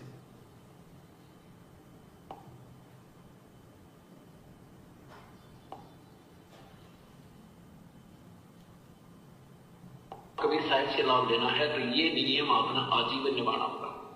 स्वयं परमात्मा ब्रह्मा विष्णु महेश भी आ जाए, कोई आके यूं कहे मैं कबीर हूं, या स्वयं परमात्मा भी आ जाए तो भी आपकी श्रद्धा डगमग नहीं हो कि नहीं हमें तुम्हारे भगवान गुरुदेव। स्पष्ट कर दिया परमात्मा ने। लेकिन ये संकेत वो आत्मा समझेंगी जो परमेश्वर की अति प्रिय आत्मा होंगी, जिनको परमात्मा ने इसी कलयुग की बिचली पीढ़ी में अपने रहते सहते मोक्ष देना होगा। वही आत्मा गुरुदेव के इन संकेतों को समझेंगी। ऐरे गहरे मंद बुद्धि देखा देखी भेड़ चाल में चलने वाले लोग इस संकेत को नहीं समझेंगे। तो स्पष्ट कर दिया परमेश्वर ने सत्संग के माध्यम से पुण्यात्माओं। आगे चलते हैं हम इस पीले पर्चे के ऊपर और जानने का प्रयास करेंगे कि किस प्रकार संगत को गुरुदेव के आदेशों की आड़ में गुमराह किया जा रहा है। तो यहां पे लिखा हुआ है, परमेश्वर कबीर जी की लाडली संगत को दास का शुभ आशीर्वाद। आपको मोक्ष मिले, सतलोक जाओ, सदा सुखी रहो। परमेश्वर कबीर जी आपकी भक्ति की रक्षा करें, आपकी, आपके परिवार की, आपके पशुधन की, आपकी नौकरी व संपत्ति की रक्षा करें, आपको स्वस्थ रखें, सद्बुद्धि दें, ताकि आप भक्ति सेवा तथा दान में मन क्रम वचन से लगो और मोक्ष प्राप्त करो। पुण्यात्मा या परमात्मा कह रहे हैं कि कबीर जी आपको सद्बुद्धि दे, परमेश्वर आपको सद्बुद्धि दे। इसका गहरा निष्कर्ष, इसका गहरा अर्थ है, ये सामान्य बातें नहीं हैं। ये बातें परमात्मा हमारी परीक्षा के लिए, हमें ज्ञान आधार से परिपक्व करने के लिए, पुण्यात्माओं इस प्रकार के शब्दों का इस्तेमाल होता है ताकि हमारी बुद्धि खुले कि हम कहां चल रहे हैं इस अध्यात्म में, इस भक्ति मार्ग में। तो क्या कहा जा रहा है यहां पे, आपको स्वस्थ रखे, सद्बुद्धि दे, ताकि आप भक्ति सेवा तथा दान में मन क्रम वचन से लगो और मोक्ष प्राप्त करो।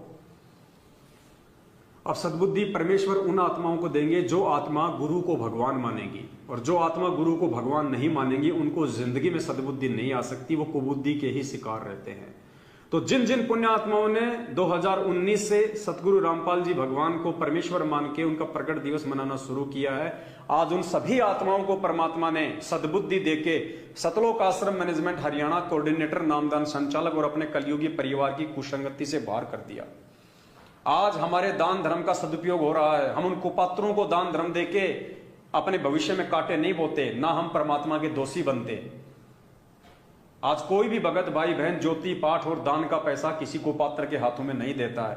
और जिन जिन पुण्यात्माओं ने सतलोक आश्रम मैनेजमेंट हरियाणा जैसी कुपात्र संस्था को लाखों करोड़ों में दान दिया, उनकी आंखों के सामने उनके दान का दुरुपयोग हुआ। जाट आरक्षण में उनका दान का दुरुपयोग हुआ, राजनीति में उनके दान का दुरुपयोग हुआ, राजस्थान के मृतक गैंगस्टर आनंदपाल सिंह की सीबीआई जांच के समर्थन में उनके पैसों का दुरुपयोग हुआ। तो यहां है सद्बुद्धि दे। तो पुण्यात्माओं, ये सद्बुद्धि शब्द जो है ये सामान्य शब्द नहीं है, क्योंकि परमात्मा ने कहा कि दान किसको करना चाहिए। मालिक ने कहा कि दान सुपात्र को करना चाहिए। गुरुदेव ने भिखारी को भी नगद पैसा देने से मना किया है, क्योंकि वो आपके दान का दुरुपयोग कर सकता है। भिखारी को भी परमात्मा ने पैसा देने से मना किया है। तो दान जो है वो सुपात्र को किया जाता है। सुपात्र के अलावा यदि आप किसी को दान धर्म करोगे, आप जी नुकसान ही उठाओगे। क्योंकि परमेश्वर ने अपने एक सत्संग में हमें बहुत अच्छे से समझाया हुआ है कि दान जो है वो किसको करना चाहिए और किसको नहीं करना चाहिए। तो एक छोटा सा सत्संग है परमपिता परमेश्वर का, दास आपको सुनाना चाहेगा। आप जी थोड़ा ध्यान से सुनिएगा। पुण्यात्माओं, ये समय हमें बार बार नहीं मिलेगा, ये मोक्ष मार्ग है, और जब तक हम ज्ञान आधार से मजबूत नहीं होंगे, परिपक्व नहीं होंगे, काल हमारे को ऐसे ही ठगता रहेगा। तो हम काल की ठगी का शिकार ना हो। सुनिए परमपिता परमेश्वर का ये अनमोल सत्संग, फिर हम आगे इस पीले पर्चे पे चलेंगे। पीला पर्चे पे आगे चलने से पहले सत्संग को ध्यान से सुनना अति आवश्यक है, क्योंकि परमात्मा ने दान देने के विषय में बताया है कि दान देना किसको चाहिए, सुपात्र को या कुपात्र को। यदि आप किसी कुपात्र को दान दोगे तो आपको क्या नुकसान होगा, सुपात्र को दोगे तो क्या फायदा होगा। क्योंकि बहुत सारे लोग जो है सतगुरुदेव जी को कहा करते थे दर्शनों के समय, या उनके भक्तों को कहा करते थे कि तुम्हारे गुरुजी तो दान देने के लिए भी मना करते हैं।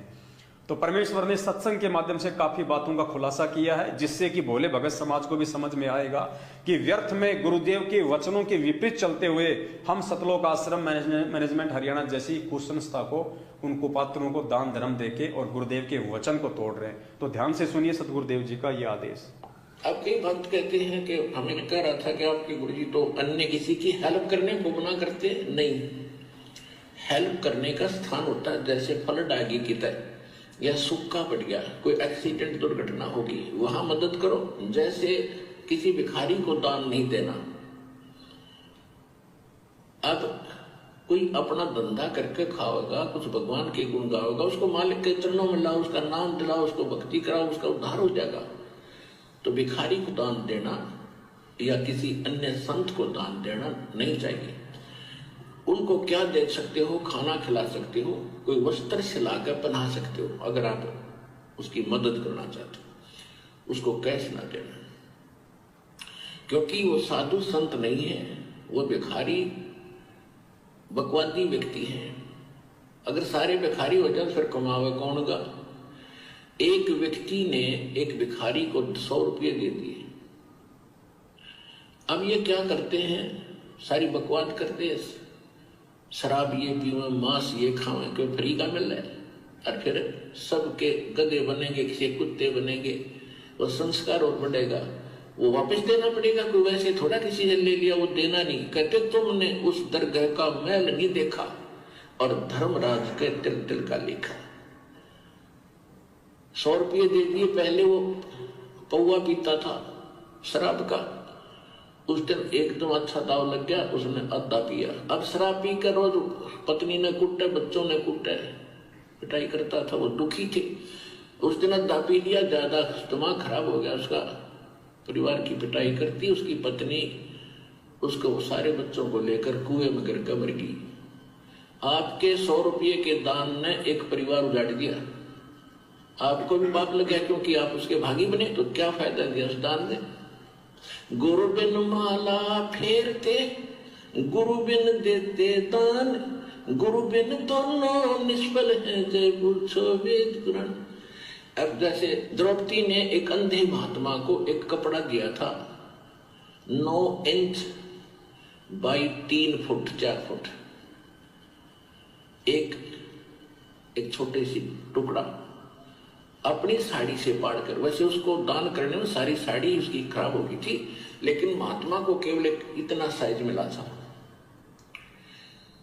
और वो स्वयं परमात्मा थे, क्योंकि ये अपनी आत्मा के साथ फिरते हैं और पहले आने वाले किसी संकट से बचाने के लिए पहले लीला करते हैं। भले उन्होंने नाम नहीं ले रखा था, फिर भी दान जो सुपात्र को दे दिया जाता है, कोई अच्छे साधु संत को, उसका भी फल मिलता है, लेकिन मोक्ष नहीं हो सकता उससे।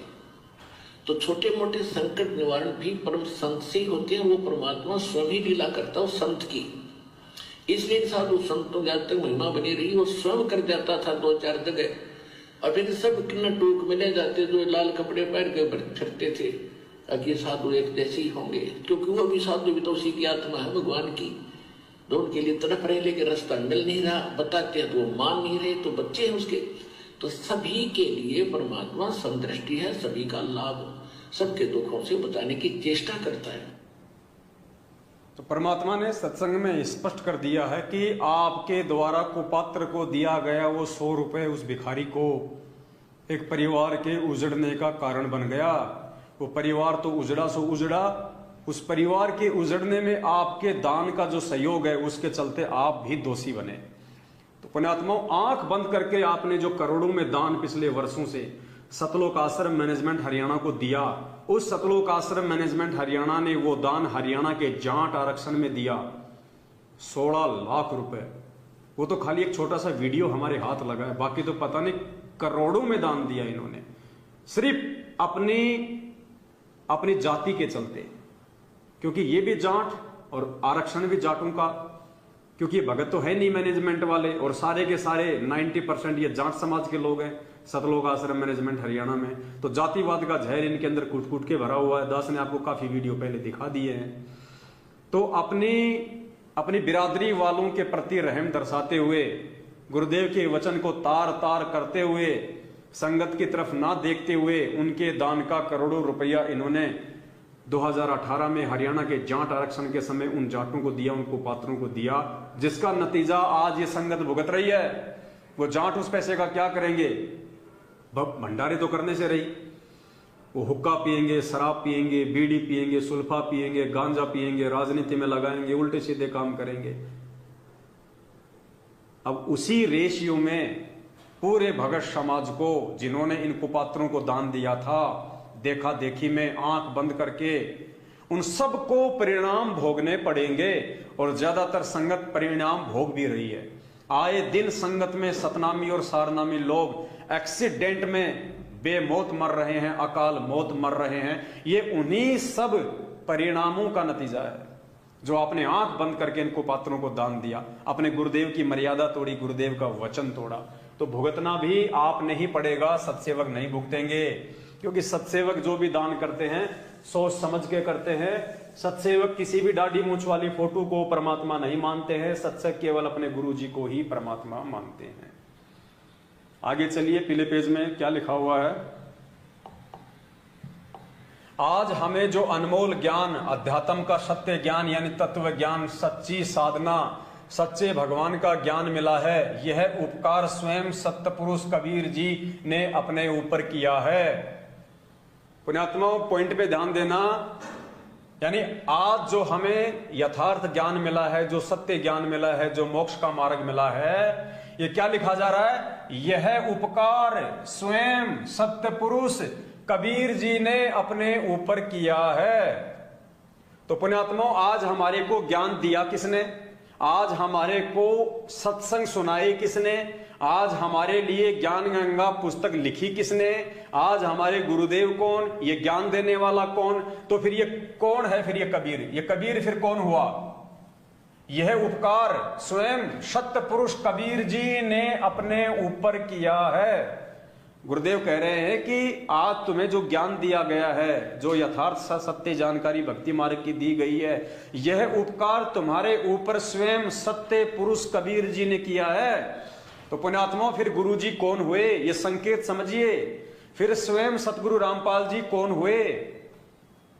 क्योंकि आज उन्होंने ही ज्ञान दिया है, उन्होंने ही हमारे को सत्संग दिए हैं, उन्होंने ही हमारे को नाम दीक्षा दी है, उन्होंने ही हमारे लिए पुस्तकें लिखी है। तो आज वो कबीर कौन हुआ? यदि कबीर जी ने ही हमारे ऊपर ये उपकार किया है, तो कबीर जी को दाढ़ी मूंछ वाले ने तो आके किया नहीं। दाढ़ी मूंछ वाली फोटो ने शरीर रूप धारण करके दाढ़ी मूंछ वाले रूप में आपको ज्ञान दिया नहीं, आपको नाम दिया नहीं, आपको सत्संग सुनाए नहीं। सत्संग किसने सुनाए? सतगुरु रामपाल जी भगवान ने। ज्ञान किसने दिया? सतगुरु रामपाल जी भगवान ने। पुस्तकें किसने लिखी? सतगुरु रामपाल जी भगवान ने। नाम किसने दिया? गुरुदेव ने। तो आज का ये कबीर कौन हुआ? भक्तों के ऊपर ये उपकार करने वाला ये सत्य पुरुष, ये कबीर कौन हुआ? कितना बड़ा संकेत छुपा है। और फिर भी प्रकट दिवस मनाने जा रहे हैं। देखा देखी में, भेड़ चाल में, कुपात्रों के तानाशाही फरमानों को गुरुजी का आदेश मान के एक दाढ़ी मूंछ वाली फोटो का। पुण्यात्माओं, बुद्धि कहां गई हमारी? धरती पे स्वयं कबीर परमात्मा प्रकट है। ये तो एक पीले पर्चे की बात है जिसका निष्कर्ष निकाल के आपको समझाया जा रहा है। वरना आप लोगों के तो दिमाग में भी ये बातें नहीं आ सकती। आप तो खाली इसको पढ़ के निकाल देते हो, जबकि इसमें कहां क्या ज्ञान आधारित बात छुपी हुई है जो हमें जगाएगी, हमें समझाएगी, हमें काल प्रेरित सतलोक आश्रम मैनेजमेंट हरियाणा से दूर करेगी, हमें गुरुदेव के नजदीक लेके आएगी। तो आज वो कबीर कौन है? यदि उस कबीर ने हमारे ऊपर यह उपकार स्वयं सत्य पुरुष कबीर जी ने अपने ऊपर किया है, तो फिर वो कबीर कौन है? दाढ़ी मूछ वाले ने तो किया नहीं, उसने तो सत्संग सुनाए नहीं, उन्होंने तो नाम दान दिया नहीं। तो किसने दिया नाम दान, किसने सत्संग सुनाए? सतगुरु रामपाल जी भगवान ने। तो वो कबीर कौन हुआ? वो कबीर कौन हुआ? सतगुरु रामपाल जी भगवान हुए। जब सतगुरु रामपाल जी भगवान ही कबीर हुए, तो किस दाढ़ी मूछ वाली फोटो को कबीर भगवान मान के तुम अपने वर्तमान कबीर सतगुरु रामपाल जी भगवान की बेइज्जती कर रहे हो? अपने गुरु जी को तुम दुखी करने जा रहे हो। आत्मा एक है तो उसका पति भी एक है, और जिस आत्मा के दो पति हैं, समझ लीजिए वो आत्मा व्यभिचारिणी है, वो वेश्यावर्ती वाली आत्मा है। अब इसका जो प्रमाण है, इसका जो समर्थन है, ये पूज्य गुरुदेव जी ने अपने एक सत्संग में किया है। ध्यान से सुनिएगा सत्संग को, बहुत ही इंपॉर्टेंट सत्संग है, बहुत ही महत्वपूर्ण विषय है ये मुझ पवन दास का इंटरव्यू नहीं है, ये हमारे किसी सत्सेवक भाई बहन का इंटरव्यू नहीं है। ये इंटरव्यू ना किसी पवन दास ने लिया, ना किसी सत्सेवक ने लिया। ये इंटरव्यू स्वयं सतलोक आश्रम मैनेजमेंट हरियाणा वालों ने लिया, जिन्होंने साधना टीवी पे चलाया, और देने वाले भी सतलोक आश्रम मैनेजमेंट हरियाणा के ही भगत हैं। लेकिन क्या कह रहे हैं ये? ना तो वो स्वयं समझ पा रहा है, ना इंटरव्यू लेने वाला समझ पा रहा है, ना वो लाखों की संगत साधना टीवी पे सत्संग सुनने वाली समझ पा रही है। कितनी बड़ी बात इसमें कही गई है कि सतगुरु रामपाल जी कौन है? ये भगत है जो पहले किसी माता जी का पुजारी था, इसके पास में दाढ़ी मूछ वाली शक्ल में पूज्य गुरुदेव जी आए, और पूज्य गुरुदेव जी ने, क्योंकि जब तक जीव की जिसमें आस्था रहती है, परमात्मा उसी रूप में उसको दर्शन देता है। आज मान लीजिए इतना ज्ञान सुन के यदि किसी भगत की आस्था यदि दाढ़ी मूछ वाली फोटो में है, यदि वो उसी को परमात्मा मानता है, तो गुरुदेव की भी ये मजबूरी हो जाती है, गुरुदेव उसी रूप में उस आत्मा का काम सारता है, और काल भी उस आत्मा को उसी रूप में धोखा दे देता है। लेकिन जो अपने गुरु जी को ही परमात्मा मान लेगा, पुण्यात्मा, सौपन में भी दाढ़ी मूछ वाला आपके सामने नहीं आएगा, सौपन में भी काल आपको भ्रमित नहीं कर सकता, वो काल्पनिक दाढ़ी मूछ वाले कबीर का रूप बना के। तो ये भाई क्या कह रहा है अपने इंटरव्यू में, आप जी इसको ध्यान से सुनिएगा और फिर विचार करना पुण्यात्माओं, आप किस गफलत में सो रहे हो, आप कहां सो रहे हो, ध्यान से सुनना। इसमें यह कह रहा है कि जब वो दाढ़ी मूछ वाला जो कबीर जी है सौपन में मेरे सामने आया, और उन्होंने कहा कि तुम बरवाला में आ जाना और नाम दीक्षा ले लेना, तो इस भाई ने कहा कि जी बरवाला में तो रामपाल जी रहते हैं। तो दाढ़ी मूछ वाले ने कहा कि वो रामपाल मैं ही हूं। ध्यान से सुनिए और आंख खोलो पुण्यात्माओं, कहां एक कागज के टुकड़े का इन फर्जी आश्रमों में जा जाके और प्रकट दिवस मना के अपने गुरुदेव भगवान को, वर्तमान के जिंदा कबीर सतगुरु रामपाल जी भगवान को दुखी कर रहे हो। ये सतलोक जाने का फिर रास्ता नहीं बनेगा आपका, आप तो अंधकार की तरफ जा रहे हो। आत्मा का पति एक है। फिर सब आए देने के लिए, तो मैंने देखा स्पष्ट रूप से, तो मैंने कहा ये कौन है? तो मैंने उनसे पूछा कि आप कौन है? सर जी ऐसा है कि मैं ब्राह्मण कुल से हूँ और बचपन से इससे अनेक देवी देवताओं की पूजा करता आ रहा था और अनेक देवी देवताओं की भक्ति की है मैंने। उससे मैं देवी का भगत था और देवी मेरे को भी दर्शन दिया करती थी साक्षात, तो उसी हिसाब से उसी भक्ति में लीन था। 2012 में मैं जब देवी की साधना कर रहा था तो मुझे अचानक ऐसा लगा कि मेरे को कोई ना कोई भगवान मिलने वाला है जो कोई बहुत ही जबरदस्त है। इस प्रक्रिया के अंदर मेरा मन नहीं लग रहा था उस साधना को करने में। तो 2012 के बाद में दिसंबर के अंदर मेरे को एक मेरा मित्र था, उसने ज्ञान गंगा पुस्तक लाकर मेरे को दी। उस समय वो गुरु जी को, संत रामपाल जी महाराज जी को बहुत गाली दे रहा था। तो मैंने उससे पूछा, भाई आप गाली क्यों दे रहे हैं संत जी को? कि देखो ऐसा संत है हमारे देवी देवताओं के बारे में ऐसा बताता है। तो मैंने कहा इसमें ऐसा क्या बता दिया? कि देखो भगवान को भूत बता रहा है। तो मैंने कहा भगवान तो भागवत गीता में बताया है कि मैं भूत हूँ, भूतों में सबसे बड़ा भूत मैं ही हूँ। तो मैंने कहा ऐसा करो आप ये किताब पुस्तक मेरे को दे दो। तो उन्होंने कहा ठीक है, मेरे किसी काम की नहीं, आप ले लो इसको। मैं उस पुस्तक को लेकर जब घर पे गया और मैंने उसको ध्यान से पढ़ा, तो उस पुस्तक को पढ़ने के बाद में मेरे एक श्री देवी का फोटो लगा हुआ था, तो उस देवी को मैंने प्रणाम किया। मैंने कहा अगर ये कबीर साहब भगवान है और ये संत जो बता रहे हैं वो सही है तो मुझे इनसे मिलना है। उस दौरान क्या हुआ, मेरे को अनेक देवी देवता नजर आते थे खुले तौर पर, तो मेरे को लगा ये मेरे को रोकना चाहते हैं। तो जैसे मैं रात को सोकर सोने के लिए गया तो बिस्तर पे जैसे मैं लेटा, थोड़ी देर बाद में स्वयं कबीर साहब आए लेने के लिए। तो मैंने देखा स्पष्ट रूप से, तो मैंने कहा ये कौन है? तो मैंने उनसे पूछा कि आप कौन है? कि अच्छा बेटा बताओ मैं कौन लग रहा हूँ आपको? मैंने कहा कोई भगवान ही लग रहे। अरे मैं भगवान ही तो हूँ। मैंने बहुत ध्यान से देखा कबीर साहब के गोल्डन कलर के हेयर, सुनहरे बाल और रक्त वर्ण का, और वो जीवा से नहीं बोल रहे, ध्वनि से उनसे बात हो रही थी मेरी। तो मैंने उनसे थोड़ा प्रश्न पूछना चाहा। मैंने कहा, उन्होंने मेरे को टोपी उतार के मेरे को बताया कि मेरे को ये 2 गुप्त मंत्र हैं, तत्व और सत मेरे को दे दो। तो मैंने कहा परमात्मा, ये अगर आप परमात्मा है तो ये मेरे पास नहीं है, कि मेरे पास है। आप ऐसा करो बरवाला आ जाना। तो मैंने कहा बरवाला में तो रामपाल जी रहते हैं। तो उन्होंने मेरे को बताया कि मैं ही रामपाल हूँ और आप वहां पर आ जाओ। मैंने कहा ठीक है। जाते जाते उन्होंने मेरे से कहा कि देर मत करना, बहुत तेजी से समय निकल रहा बेटा, तुरंत चले आओ। भगत जी ने कहा कि बरवाला में तो रामपाल जी रहते हैं। तो उन्होंने कहा कि मैं ही रामपाल हूं और देर मत करना, जल्दी आ जाना। पुण्यात्माओं, ये इंटरव्यू आप लोग रात दिन साधना टीवी चैनल पे देखते हो। ये मैनेजमेंट वाले इंटरव्यू लेने वाले, आप लोग देने वाले, फिर भी आप लोगों को समझ में नहीं आ रहा कि कौन है कबीर वास्तव में, परमात्मा कौन है धरती पे।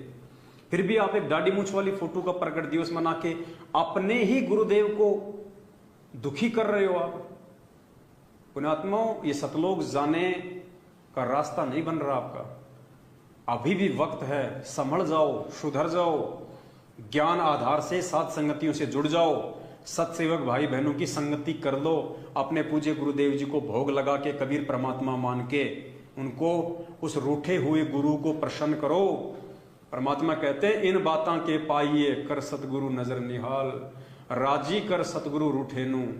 ये 2014 बरवाला कांड के बाद, और ये कागज की फोटोओं का प्रकट दिवस मना मना के उनको भोग लगा लगा के तुमने उस जिंदा कबीर सतगुरु रामपाल जी भगवान को जो दुखी कर रखा है। अगर सतलोक चाहिए, अगर मोक्ष चाहिए, अगर इस लोक में सुख शांति चाहिए तो उनको सुखी करो, उनको राजी करो, वरना तुम्हारी बैटरी चल रही है, भक्ति नहीं चल रही। और जिस दिन वो बैटरी समाप्त होगी, आए दिन संगत में जो सतनामी और सारनामी लोग बेमौत मर रहे हैं, वो हसर तुम्हारा होगा एक दिन, कोई बचाने नहीं आएगा, क्योंकि तुमने वो कर्म किए नहीं जिन कर्मों के करने से सतगुरु जो है प्रसन्न हो। तो आपकी आंखों के सामने ये इंटरव्यू था, उसके बाद भी आपको समझ में आवे या ना आवे, ये तो पुण्यात्मा आपके अपने संस्कारों के ऊपर है, इसमें हम कुछ नहीं कर सकते। तो चलो हम आगे इसमें आगे बढ़ते हैं।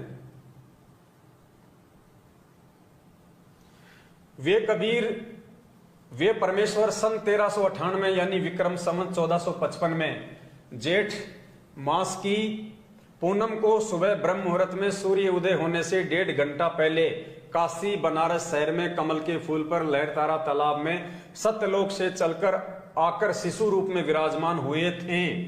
पुण्यात्माओं, यहां क्या कहा जा रहा है, ध्यान से देखना, सेंटेंस को समझना।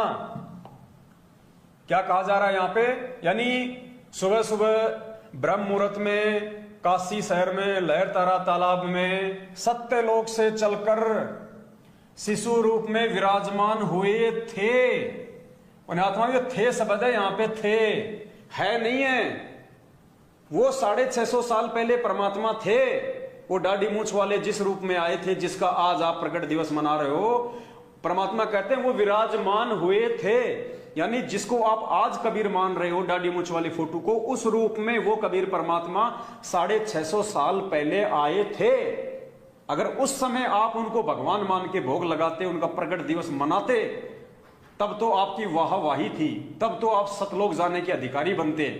लेकिन उस समय तो आपने ये कह के रिजेक्ट कर दिया कि ये तो एक विधवा ब्राह्मणी ने जन्म देके शर्म के मारे छोड़ दिया, ये तो जुलाहे का बेटा है, ये तो नीरू का बेटा है, दानकों की बस्ती में रहता है, ये काहे का कबीर है, अपने आप को पाखंडी ये परमात्मा कहता है। उस समय तो ये कह रहे थे, और आज उस फोटो को भगवान मान के तुम सतलोक का वीजा लेना चाहते हो। जिंदगी में नहीं मिलेगा। सतलोक का वीजा तो वो देगा जो आज जिंदा रूप में धरती पे बैठा है, जो ठप्पा लगाता है, ठप्पा, वो सतगुरु रामपाल जी भगवान बनाएगा वीजा। तो वो तो विराजमान थे, यानी 650 साल पहले था वो कबीर, आज नहीं है। आज तो सतगुरु रामपाल जी भगवान है। आगे बढ़िए, आगे परमेश्वर कह रहे हैं,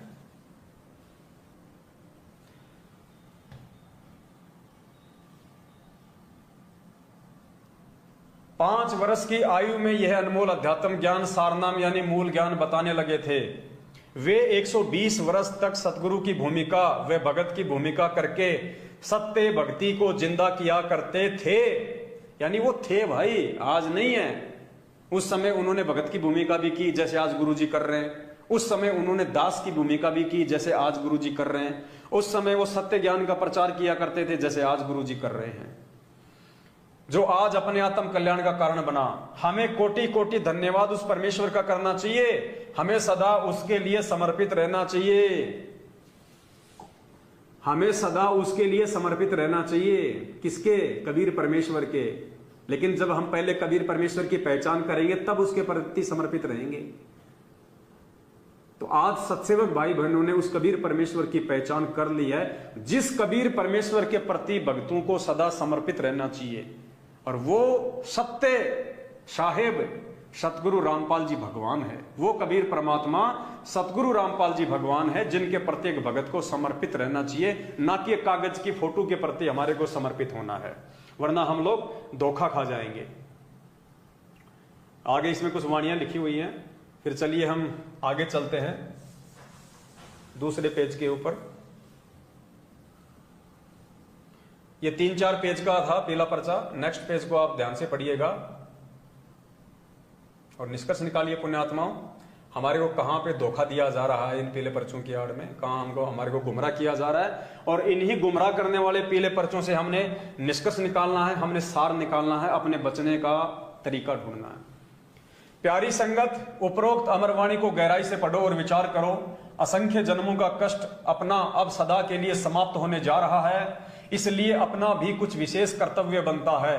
क्या कर्तव्य बनता है? दिनांक 14 जून 2022 को वह जेठ मास की पूर्णमासी है, जिस दिन संसार में परमेश्वर कबीर जी कलयुग में प्रकट हुए थे। पुण्यात्माओं, बार बार इन शब्दों का जिक्र करना।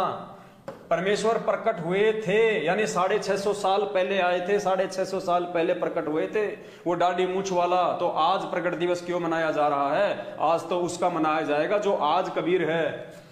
उस उपलक्ष्य में दिनांक 12, 13, 14 जून 2022 को संत गरीबदास जी की वाणी के अमर ग्रंथ का अखंड पाठ 3 दिन किया जाएगा। आप जी बढ़ चढ़कर सेवा करना, बढ़ चढ़कर दान करना। लूट सको तो लूट लो, लूटी जा सके तो लूट लो। यदि दान धर्म में पैसा नहीं लगता है तो दुर्भाग्य है उस आत्मा का। दान धर्म न करने वालों का पैसा किसी अन्य कारणों से नष्ट हो जाएगा। ये डराया जा रहा है, भगत समाज को धमकाया जा रहा है ताकि भगत समाज भयभीत हो जाए और भगत समाज जो है डर के इन आश्रमों में जाके दान धर्म करे। चोरी हो जाए, कोई परिवार का सदस्य बीमार हो जाए, लाखों रुपया खर्च हो जाए, अपने घर रुपए न हो तो भी उधार लेकर इलाज करना पड़ता है। कोई पशु खराब हो जाए, फसल खराब हो जाए, आग लग जाए, आदि कारणों से धन नष्ट हो जाता है। हम देखते रह जाते हैं, रोने व दुखी होने के अतिरिक्त कुछ नहीं बन पाता। यदि हम धर्म के लिए दान करें तो ये सब बचाव हो जाता है। परमात्मा दान को 1000 गुना करके आपको लौटाता है। इसलिए इस शुभ अवसर पर सेवा व दान के लिए सर्वस्व न्यौछावर करने का भाव बनाकर सदा सेवा व दान करो। अब पुण्यात्माओं, अगर इन मैनेजमेंट वालों को इतना ही विश्वास है कि वो परमात्मा आप जो दान देंगे उसका 1000 गुना करके आपको लौटाएगा, तो इनको संगत को लूटने की जरूरत क्या है? ये मैनेजमेंट ही क्यों ना इन्वेस्ट कर दे पैसा एक बार में। जब इनको पता है कि 1 रुपए का 1000 गुना होके आएगा तो लाख रुपए का 10 लाख होके आएगा, 10 लाख से भी ज्यादा, 10 लाख रुपए का 10 करोड़ होके आएगा। तो पुण्यात्माओं, ये सारे मैनेजमेंट वाले मिलके, गुरु जी के परिवार वाले मिलके 10, 15, 20 लाख रुपया ये इन्वेस्ट कर दें, एक बार दान धर्म में लगा दें, क्योंकि फिर उसका तो 1000 गुना होके आना ही आना है। तो संगत को लूटने की जरूरत कहां पड़ रही है? एक बार ये खुद ही कर दो इन्वेस्ट, एफडी करवा दो एक बार उस परमात्मा के नाम पे, फिर इनके पास में 1000 गुना होके आता रहेगा। संगत को लूटने की आवश्यकता नहीं है। तो ये मूर्ख बनाया जा रहा है संगत को।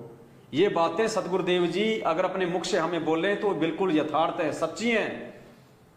लेकिन यही बात अगर मैनेजमेंट अपने धार्मिक धंधे के लिए जब इन्हीं शब्दों को इस्तेमाल करता है तो पुण्यात्माओं फिर ये यहां पे एक ठगी के रूप में आ जाते हैं। ये शब्द लोगों की लूट के रूप में फिर काम आते हैं। तो हमने इन भावों में भावित नहीं होना है। परमात्मा 1000 गुना आपको पैसा नहीं देगा। आप इन वाणियों को समझिए। आपको तो केवल भ्रमित किया जा रहा है। आप सोच रहे होंगे अगर मैं गुरुजी को 1000 रुपया दूंगा तो मुझे 10,000 रुपया देंगे गुरुजी। नहीं, परमात्मा कहते हैं दानी को नहीं देत हूं ना राखूं वर्ष करोड़, ये माया है सूम की बंदी सूम गलडोर। परमात्मा कहते हैं जो मेरा भगत दान करेगा उसको धन नहीं दूंगा। तो किसी भगत ने कहा फिर आप उसको क्या दोगे? तो परमेश्वर ने कहा कि दानी को तो देत हूं मैं ज्ञान ध्यान विश्वास, भक्ति गरीबी बंदगी जो निपजय निज दास। कि मेरा जो भगत होगा जो दान करेगा, क्योंकि दान कौन करेगा? अपने आत्म कल्याण के लिए करेगा भगत। और आत्म कल्याण के लिए जो दान करेगा वो निष्काम भाव से करेगा, वो लेने की इच्छा से दान नहीं करेगा। तो उस भगत का दान उसके मोक्ष मार्ग में काउंट होगा, उसको मिलेगा नहीं, उसको यहां नहीं देगा परमात्मा। दानी को कभी परमात्मा दान नहीं देगा, उस दानी को जो दान वो निष्काम भाव से अपने आत्म कल्याण के लिए करेगा। परमेश्वर कहते हैं तेरे भक्ति अकाउंट में ऐड हो जाएगा, तेरे सतलोक जाने वाले मार्ग में ऐड हो जाएगा। लेकिन यहां परमेश्वर की उन्हीं वाणियों को आधार बना के, ताकि भगत इस भाव से ज्यादा बढ़ चढ़ के ज्योति पाठ और दान कराएं कि एक ज्योति कराऊंगा 2100 रुपए की, तो भाई कम से कम 5-10 हजार रुपए देगा परमात्मा मुझे। तो ऐसे भक्तों को इन वाणियों को आधार बना के भ्रमित किया जा रहा है। आगे चलिए, पेज नंबर 3।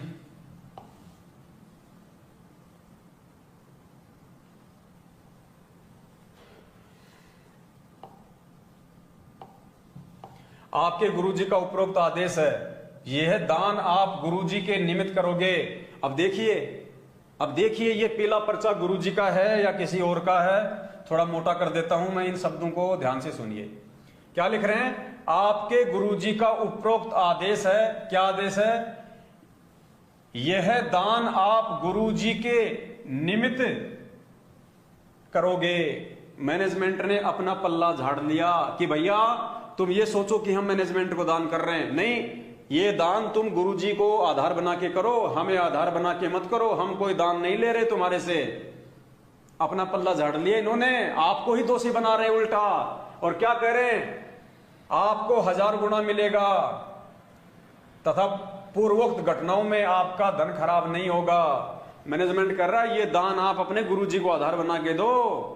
कहीं तुम सोच रहे हो हम मैनेजमेंट को दे रहे हैं? हम नहीं मांग रहे भाई तुम्हारे से, हमारे को दोषी मत बना देना तुम कल कि हमारे से तुम मैनेजमेंट ने दान ले लिया। आपका सिर आपका ही जूता। आगे क्या कह रहे हैं?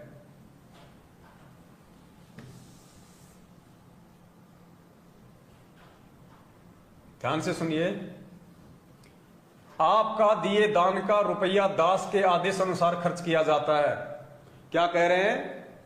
इस पीले पर्चे में अब गुरुजी की तरफ से लिखा हुआ दिखाया गया है कि आपके दान का रुपया दास के आदेश अनुसार खर्च किया जा रहा है। इसका मतलब पुण्यात्माओं 2018 में हरियाणा के जाट आरक्षण में उन कुपात्रों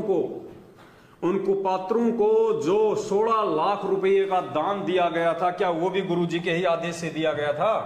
पूछिए आप इनसे, क्या वो दान भी गुरुजी के ही आदेश से दिया गया था?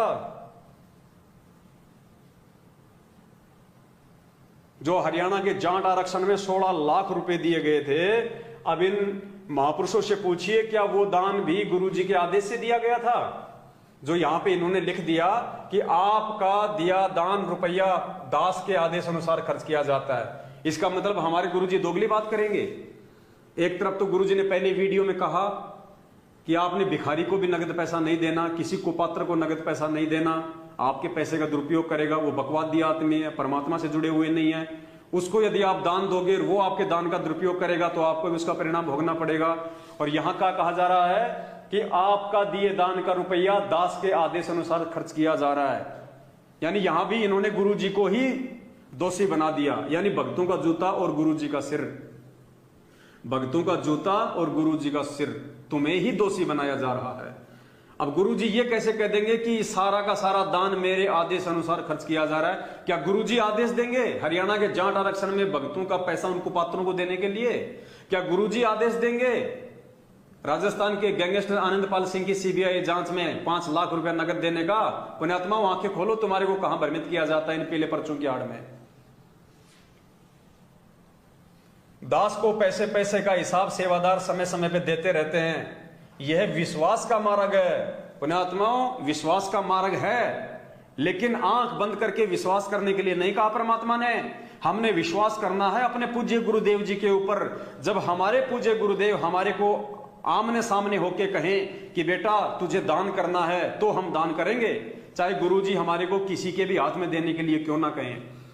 लेकिन गुरुजी का परिवार, ये कोऑर्डिनेटर लोग कहेंगे हमारे को कि ये विश्वास का मार्ग है, ये पैसा तुम हमारे को दे दो, ये पैसा जो है हम गुरुजी के आदेश से ले रहे हैं, वहां विश्वास नहीं किया जाएगा, क्योंकि वो कुपात्र हैं। यदि कोई इस दान का दुरुपयोग करेगा, उसको परमात्मा आप परिणाम देगा। आपने दास को दान किया है, आपका 1000 गुना आपके अकाउंट में जमा हो जाएगा। क्या कहा जा रहा है यहां पे? मूर्खता की हद हो गई। यहां कहा जा रहा है कि आपको चिंता मत करना, यदि आपके द्वारा दिए गए दान का कोई दुरुपयोग करेगा तो वो पैसा मेरा है, आपको उसका कोई परिणाम भोगना नहीं पड़ेगा। आपने तो ये सोच के दान दिया है कि मैं तो अपने परमात्मा को दान दे रहा हूं। ध्यान से पढ़िए पुण्यात्माओं, यदि कोई इस दान का दुरुपयोग करेगा, उसको परमात्मा आप परिणाम देगा। यानी आपने टेंशन नहीं करनी। आपके द्वारा दिए गए दान का जो आंख बंद करके आपने दिया है, उसका यदि कोई दुरुपयोग करेगा तो आपको कोई टेंशन नहीं है। फिर तो भाई साहब भिखारी को भी दे दो पैसा, फिर तो भिखारी को भी दान दो, क्योंकि हमने तो भगवान पे विश्वास करके दिया। आप तो किसी भिखारी को भगवान पे विश्वास करके दान दे दो। उसके बाद में भिखारी अगर उसका कुछ उल्टा सीधा काम करेगा तो आपको परिणाम भोगना नहीं पड़ेगा, क्योंकि आपने तो भगवान के नाम पे दिया। ये दुनिया भर के भिखारी आते हैं, अल्लाह के नाम पे दे दे, बाबा अल्लाह के नाम पे दे दो उनको, क्योंकि इस पीले पर्चे के अनुसार आपने तो भगवान को माध्यम बना के दान दिया ना, कि मैं तो भगवान को दान दे रहा हूं। बताओ ये कोई जमने वाली बातें हैं? कैसे मूर्ख बनाया जा रहा है हमारे को, बिल्कुल अंधा बना के संगत को काम में लिया जा रहा है। यदि कोई इस दान का दुरुपयोग करेगा, उसको परमात्मा आप परिणाम देगा। आपने दास को दान दिया है, आपका 1000 गुना आपके अकाउंट में भाग्य में जमा होगा। ये देखिए, आपके अकाउंट में भाग्य में, बैंक में जमा नहीं होगा। कहीं आप सोच रहे हो कि 1 दूंगा तो गुरुजी 1000 देंगे, यहां कोष्टक में क्या लिखा हुआ है? भाग्य में, भाग्य में जमा होगा, बैंक में जमा नहीं होगा। इस बैंक में मत रहना। यदि वह दान का पैसा कोई दुरुपयोग करता है तो दास का करता है, आपका नहीं कर रहा। देखिए कितनी मूर्खता वाली बात लिखी हुई है। कितना भक्तों को कितना बुद्धू बनाया जा रहा है कि यदि वो व्यक्ति दान का दुरुपयोग करता है तो आपका पैसा दुरुपयोग नहीं कर रहा, वो दास का पैसा दुरुपयोग कर रहा है, आपको कोई उसका परिणाम नहीं भोगना पड़ेगा। फिर तो दे दो, किसी को भी दे दो। फिर तो शराबी व्यक्ति शराब के लिए पैसा मांग रहा है तो भगवान का नाम लेके उसको भी दे दो। भिखारी भीख मांग रहा है, अल्लाह के नाम पे दे दे बाबा, तो अल्लाह के नाम पे दे दो। अल्लाह तो भगवान होता है ना, दे दो भगवान के नाम पे। वो भिखारी चाहे उसके शराब पियो, तुम्हें तो कोई परिणाम भोगना ही नहीं पड़ेगा। क्या ये शिक्षा दी थी हमारे को पूज्य गुरुदेव जी ने? अभी अभी आधा घंटे पहले आपने जो वीडियो सुना परमात्मा का, क्या कह रहे हैं उसमें गुरुजी? कि कुपात्र को दान नहीं देना, किसी को भी नगद पैसा नहीं देना, भिखारी को भी नगद पैसा नहीं देना, उसको खाना खिला दो। बिना सिला हुआ कपड़ा भी नहीं देना, कपड़ा भी उसको सिला के दो या फिर अपना पहना हुआ दो ताकि वो बेच ना सके। इतनी सावधानी हमें गुरुजी ने दान देने के विषय में बताई है, और यहां सरेआम भक्तों को मूर्ख बनाया जा रहा है। यदि वह दान के पैसे का कोई दुरुपयोग करता है तो दास का करता है, आपका नहीं कर रहा। आप निर्भय होकर, निश्चिंत होकर सेवा व दान करो। मतलब बिल्कुल आंख बंद करके, मूर्ख बन के लोगों को दान धर्म का पैसा दो। काल पुण्यात्माओं ऐसे ही मारेगा भक्तों को, ऐसे ही काल भक्तों की आंखें फोड़ता है, ऐसे ही काल अपनी सूक्ष्म चाल चलता है। इन पीले पर्चों के माध्यम से सतलोक आश्रम मैनेजमेंट हरियाणा की बुद्धि पे बैठ के, क्योंकि उसको पता है काल को कि ये मूर्ख संगत इस मैनेजमेंट के ऊपर अंधा विश्वास करती है, केवल गुरुदेव का परिवार समझ के। लेकिन इस मार्ग में ये भाई भतीजावाद नहीं चलता, वंशवाद नहीं चलता, परिवारवाद नहीं चलता।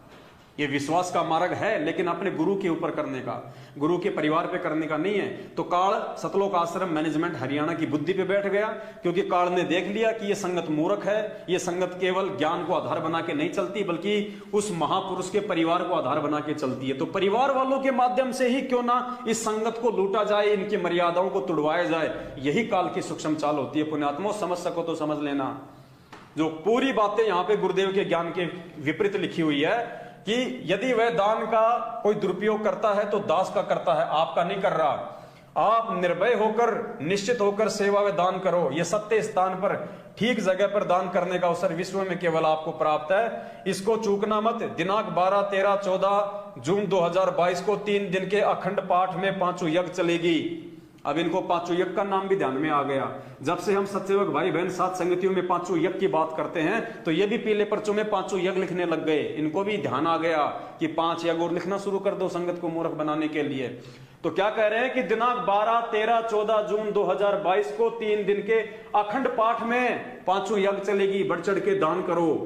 पुण्यात्माओं, पाठ करने की सलाह दी जा रही है कि बढ़ चढ़ के पाठ करो। अब आपको एक वीडियो सुनाते हैं पूज्य गुरुदेव जी का। गुरुदेव ने क्या कहा कि पाठ कहां कराना चाहिए, पाठ किस समय करवाना चाहिए। गुरुदेव ने कहा कि पाठ करवाने से पहले अपने गुरु जी की आज्ञा लेनी आवश्यक है। बिना गुरु जी की आज्ञा के आपने किसी को पाठ का पैसा नहीं देना, पाठ नहीं करवाना। तो मुझे बता दीजिए, पिछले 7.5 साल से ये लाखों की संख्या में मूर्ख संगत जो इन फर्जी आश्रमों में आंखें बंद करके जो ज्योति और पाठ का पैसा जमा करवा रही है, इन्होंने कब हिसार जेल में जाके सतगुरु रामपाल जी भगवान से आदेश लिया कि गुरु जी हमें आज्ञा कीजिए, हमें आदेश दीजिए कि हम इन फर्जी आश्रमों में जाके पाठ करवाएं। क्या किसी ने आदेश लिया गुरु जी से? क्या कोई एक भी व्यक्ति जेल में गया गुरु जी से ये पूछने की गुरु जी मैं पाठ करवा रहा हूं, आपकी आज्ञा है या नहीं है? सुनिए परमात्मा का आदेश पाठ के विषय में। और पुण्यात्माओं, आंखें खोलना उसके बाद में, किस गफलत में जी रहे हो, कहां तुम्हें काल ठग रहा है। 2 कदम भी भक्ति मार्ग पे नहीं चलने देगा इस प्रकार से काल। ये सत्संग है परमात्मा जी का, ध्यान से सुनिए इसको।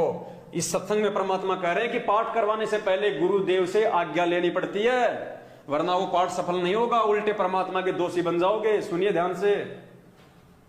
गुरु बिन दान पुण्य जो करही, मिथ्या होवे कभू ना फरही। बिना गुरु के जो दान करते हैं मिथ्या जावे, वो कभी नहीं फलेगा।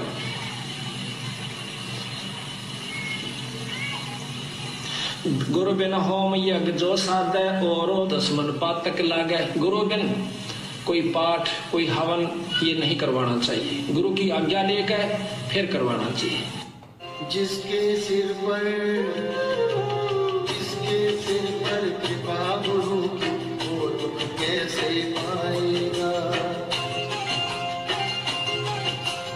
जिसके सिर पर कृपा गुरु की, वो दुख कैसे पाएगा। नाम गुरु जी का जप लेगा, नाम गुरु जी का जप।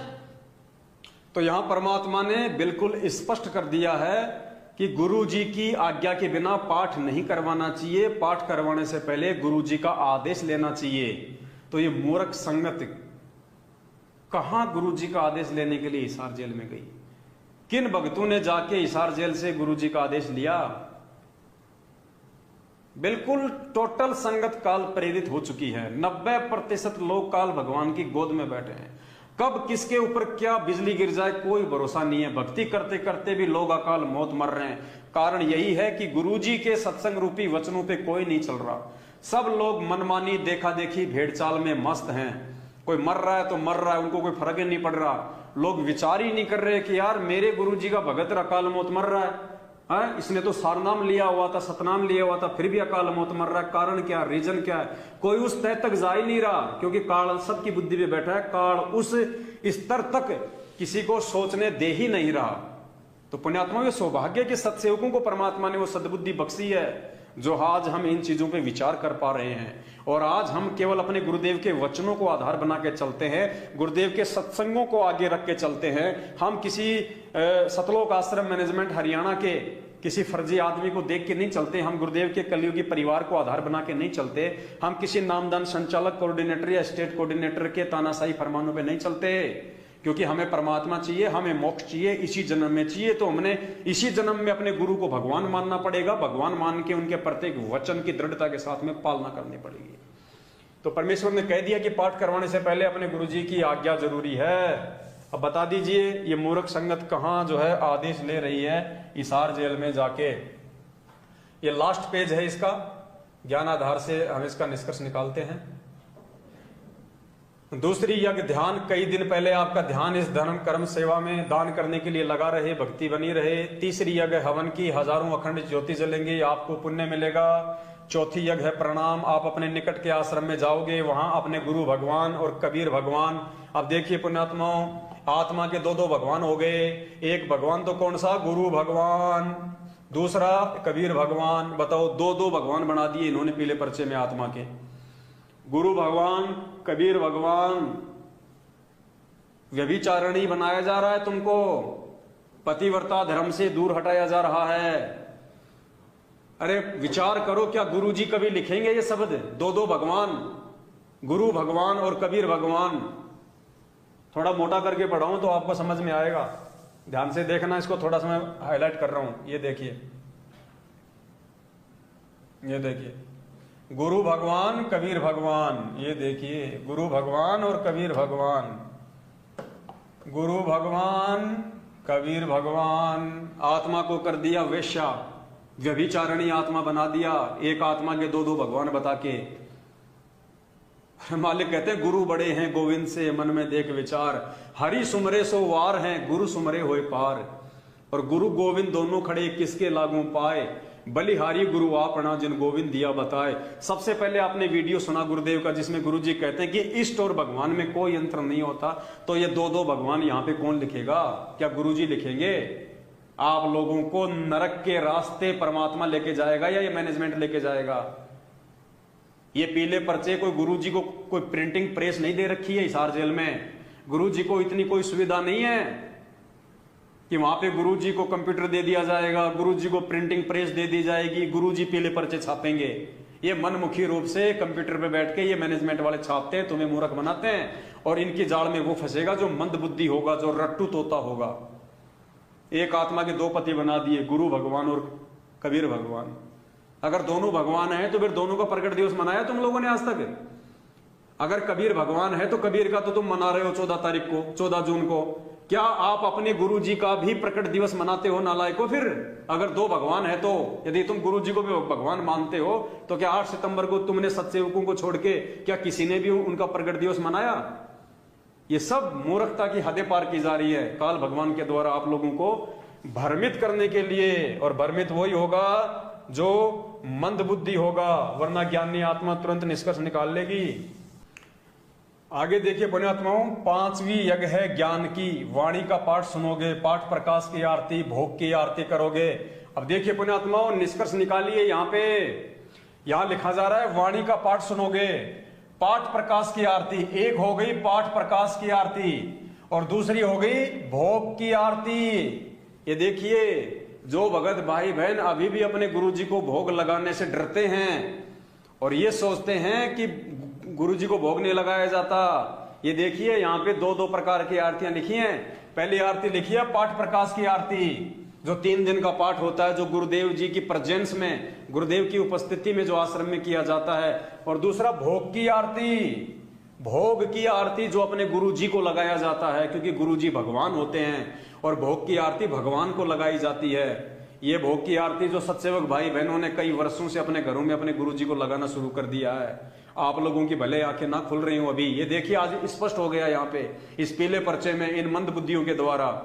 एक तरफ लिख रहे पाठ प्रकाश की आरती और फिर लिख रहे भोग की आरती। और जो नित्य नियम की जो पुस्तक है, जो तीनों समय की आरती का जो गुटका नाम दीक्षा के समय हमें दिया जाता है, उसमें क्या लिखा हुआ है? सबसे पहले नित्य नियम किस लिए? हमारे करने के लिए। फिर असुर निकंदन रमणी क्यों लिखी है? हमारे करने के लिए। फिर संध्या आरती क्यों लिखी है? हमारे करने के लिए। फिर अनदेव की छोटी आरती क्यों? हमारे करने के लिए। फिर अनदेव की बड़ी आरती क्यों? हमारे करने के लिए। उसके बाद में भोग की आरती क्यों? हमारे करने के लिए।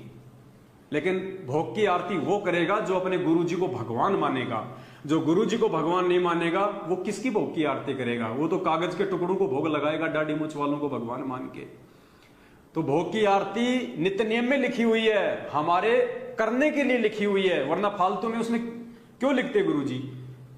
क्योंकि वो आरतियों की है, वो पुस्तक केवल आरती के लिए है। तो भोग की आरती क्यों लिखी है? हमारे करने के लिए। लेकिन कौन करेगा? जो गुरुजी को भगवान मानेगा। तो सत्सेवकों ने गुरु को भगवान मानना शुरू किया है और सत्सेवक ही भोग की आरती करते हैं। बाकी ये लोग केवल एक दाढ़ी मूंछ वाली फोटो को, और वो भी फॉर्मेलिटी के लिए, इनको ये भी नहीं पता कि भोग लगाया कैसे जाता है। अरे कागज के टुकड़े को भोग लगा रहे हो, अरे फोटो को भी भोग उसको लगाओ जो वर्तमान में है। 650 साल पहले वाले को तुम भोग लगा रहे हो जिसका रूप काल बना सकता है। स्पष्ट कहा परमात्मा ने सत्संग में कि काल भगवान ने एक वरदान मांगा हुआ था कि मैं आपका रूप बना सकूं, तो दाढ़ी मूंछ वाला रूप तो काल भी बना सकता है। नालायक को, अगर काल आके बैठ गया वहां पे तो क्या हाल होगा तुम्हारा। यह सब आपके द्वारा दिए गए दान से ही संभव है। आप भोग की आरती में सुनते पढ़ते हैं, आज लग्या साहिब को भोग दीन के टुकड़े पानी का। कौन सुनता है? सत्सेवक भाई बहन। अरे ये लोग तो साल में एक बार भोग लगाते हैं कागज की फोटो को, ये कहां सुनेंगे ये कि आज लग्या साहिब को भोग। ये कौन सुनता है रोज अपने घरों में, आज लग्या साहिब को भोग दीन के टुकड़े पानी का, कोई जगह पुरबला भाग, सफल हुआ दिन जिंदगानी का। ये सत्सेवक भाई बहन रोज भोग लगाते अपने गुरुदेव भगवान को। बच्चों, पता नहीं कौन से जन्म जन्मांतर का शुभ कर्म दान धर्म आगे अड़ा है जो आज आपने मोक्ष की लाइन में खड़े हो। न्योछावर हो जाओ परमेश्वर के दिए दान में सेवा करने के लिए। दास की आयु देखो। अब देखना पुण्यात्माओं, यहाँ पे आपके गुरु जी को बेचारा साबित किया जा रहा है। इस पीले पर्चे में आपके पूज्य गुरुदेव जी को बेचारा साबित कर दिया इन मैनेजमेंट वालों ने। बेचारा, बिल्कुल बूढ़ा लाचार। कैसे? ध्यान से पढ़िएगा क्या लिखा हुआ है। दास की आयु देखो 70 वर्ष पूरी हो चुकी है। दास आपके कल्याण के लिए संघर्ष देखो। क्या आपको दास पर दया नहीं आती? ये देखिए क्या लिखा हुआ है, क्या आपको दास पे दया नहीं आती? अरे गुरुजी अपने भगत से कह रहे हैं कि क्या आपको दास पे दया नहीं आती? अब आप दया करोगे क्या गुरुजी पे? आप दयावान हो क्या? अरे दया कौन करता है? जो दयावान होता है। आप दयावान हो क्या? इस पीले पर्चे के अनुसार तो फिर आपने अपने गुरुजी पे दया करनी पड़ेगी। अगर इस पीले पर्चे को आप गुरुजी का मानते हो, गुरुजी का आदेश मानते हो, तो क्या लिखा जा रहा है? क्या आपको दास पर दया नहीं आती? आप दया करोगे? है औकात? पिलाया किसी की मां ने उसको दूध जो अपने गुरुजी के ऊपर दया कर दे। आप दयावान हो? ये देखिए आप लोगों को कैसे काल के जाल में फंसाया जा रहा है। ये शब्द लिखिए कि क्या आपको मेरे ऊपर दया नहीं आती। यहां आपके गुरुजी को बेचारा घोषित किया जा रहा है, लाचार घोषित किया जा रहा है, बेबस घोषित किया जा रहा है, दुखी घोषित किया जा रहा है। आपका गुरुजी आपसे दया की भीख मांग रहा है कि बच्चों मुझ पे दया करो। क्या तुम्हें मेरे ऊपर भी दया नहीं आती? भाई आंखें खोल लो, तुम्हें काल भगवान कहां लेके जा रहा है। आपका पिता आपको सुखी देखने के लिए क्या क्या कर रहा है, कितना कुर्बान है, इसलिए आप भी अब कुछ करने योग्य शाणे हो गए हो। किसी मूर्ख की बातों में आकर अपना भविष्य खराब ना करना। ये संकेत है अगर कोई समझ जाए तो, कि किसी मूर्ख की बातों में आके अपना समय और अपना जीवन बर्बाद मत करना। मूर्ख कौन? ये सतलोक आश्रम मैनेजमेंट हरियाणा। ये हैं वो मूर्ख जो मूर्खता की पराकाष्ठा को पार कर चुके हैं। 2014 बड़ा वाला कांड करवा के अपने गुरुदेव को दुखी कर चुके हैं, परेशान कर चुके हैं। 2-2 बार उनका रिमांड करवा चुके हैं और आज उन्हीं की आड़ में, उन्हीं के नाम की आड़ में, उन्हीं के भोले भगत समाज को, उनकी प्यारी आत्माओं को ज्योति पाठ और दान धर्म के नाम पे लूट रहे हैं, खसोट रहे हैं। बेचारे भक्तों का देह दान करवा के, रक्तदान करवा के, उनके अंग और उनका खून ऊंची ऊंची संस्थाओं को, ब्लड बैंक को, प्राइवेट हॉस्पिटल को ऊंचे दामों पे बेचा जा रहा है। राजस्थान के मृतक गैंगस्टर आनंदपाल सिंह की सीबीआई जांच में लाखों भक्तों को बैठा दिया गया। 5 लाख रुपए का राजपूत करणी सेना को दान दिया गया। अब भक्तों का दान का पैसा राजपूत करणी सेना क्या करेगी? भंडारे में तो लगाएगी नहीं। शराब पिएंगे, मांस खाएंगे, ओछे हरकतें करेंगे, तमाकू पिएंगे, राजनीति में लगाएंगे, उल्टे काम करेंगे, तो परिणाम कौन भोगेगा? मैनेजमेंट या मैनेजमेंट का बाप या ये संगत? और परिणाम भोग रही है संगत। आए दिन अकाल मौत, आए दिन अकाल मौत। तो क्या करेगा भाई गुरु इससे ज्यादा?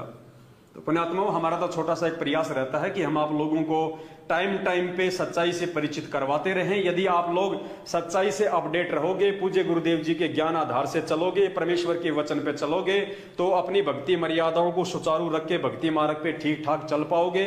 वरना पुण्यात्माओं, चारों तरफ काल भगवान का भयंकर जाल है। चारों तरफ तुम्हें कोई बचाने वाला नहीं, तुम्हें कोई समझाने वाला नहीं। ये शुक्र मनाओ सतगुरु रामपाल जी भगवान का, इस कलयुग के यथार्थ सच्चे कबीर परमात्मा का, जिन्होंने हम सत्सेवकों को निमित्त बना के सात संगति रूपी ये मंच तैयार कर दिया है, ताकि आप लोग उस काल के जाल से निकल के सात संगति से जुड़ो। परमेश्वर ने हम जैसों की ड्यूटी लगा रही है, आप भाई बहनों को वीडियो बना बना के समझा रहे हैं, वरना हमें आपसे क्या स्वार्थ है भाई? आप कौन से हमें अपनी पेंशन दे रहे हो? आपने कौन सी अपनी प्रॉपर्टी हमारे नाम कर रखी है जो हम आपको समझाएंगे?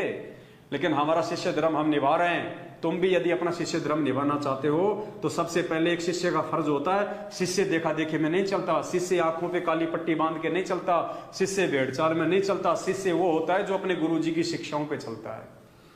तो भाई ये जो 14 जून 2022 को ये राजस्थान, यूपी, एमपी, मध्य प्रदेश, दिल्ली, हरियाणा, पंजाब, इन फर्जी आश्रमों में जगह जगह एक कागज की फोटो के नाम पे जो तुमको ज्योति पाठ और दान के नाम पे लूटने की जो प्लानिंग की जा रही है, तुम उस लूट का हिस्सा ना बनो।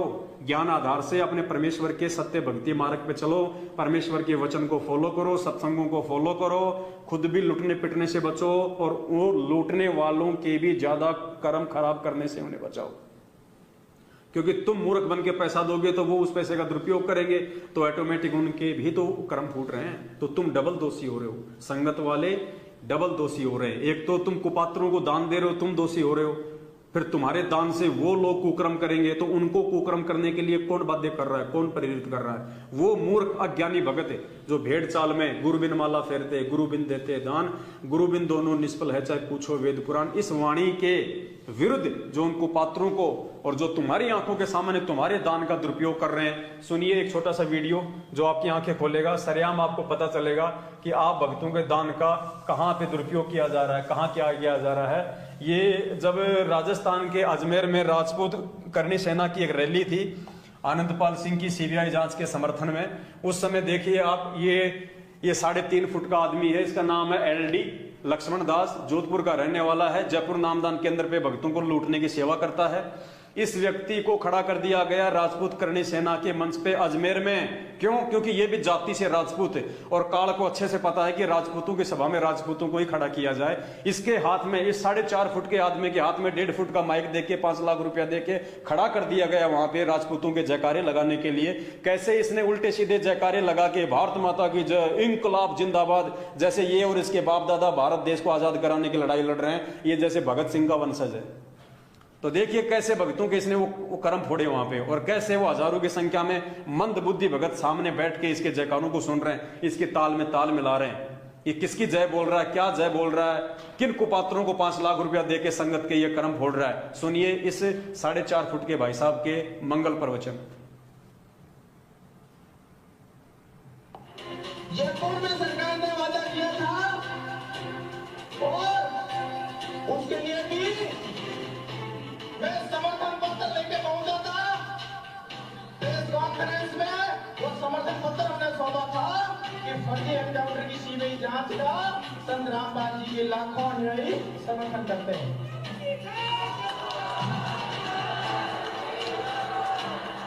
भारत माता की, भारत माता की, मां पद्मावती की, मां पद्मावती की इंकलाब।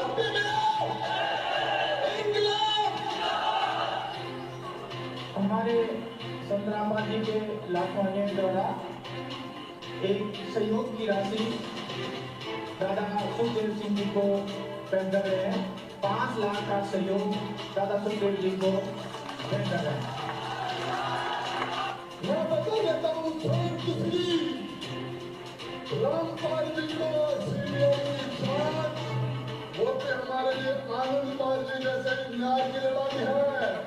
आप लोगों ने ये जो 5 लाख रुपए, ये जो भामाशाह के रूप में, ये राणा प्रताप के रूप में जो लड़ाई लड़ने वाला घास की रोटी खा के सुंदर सुंदर लड़ाई लड़ रहा है, और जो 5 लाख रुपए का जो आशीर्वाद को अपने भामाशाह के रूप में देते उसका आप लोग नमन करते हैं। तो देखा पुण्यात्माओं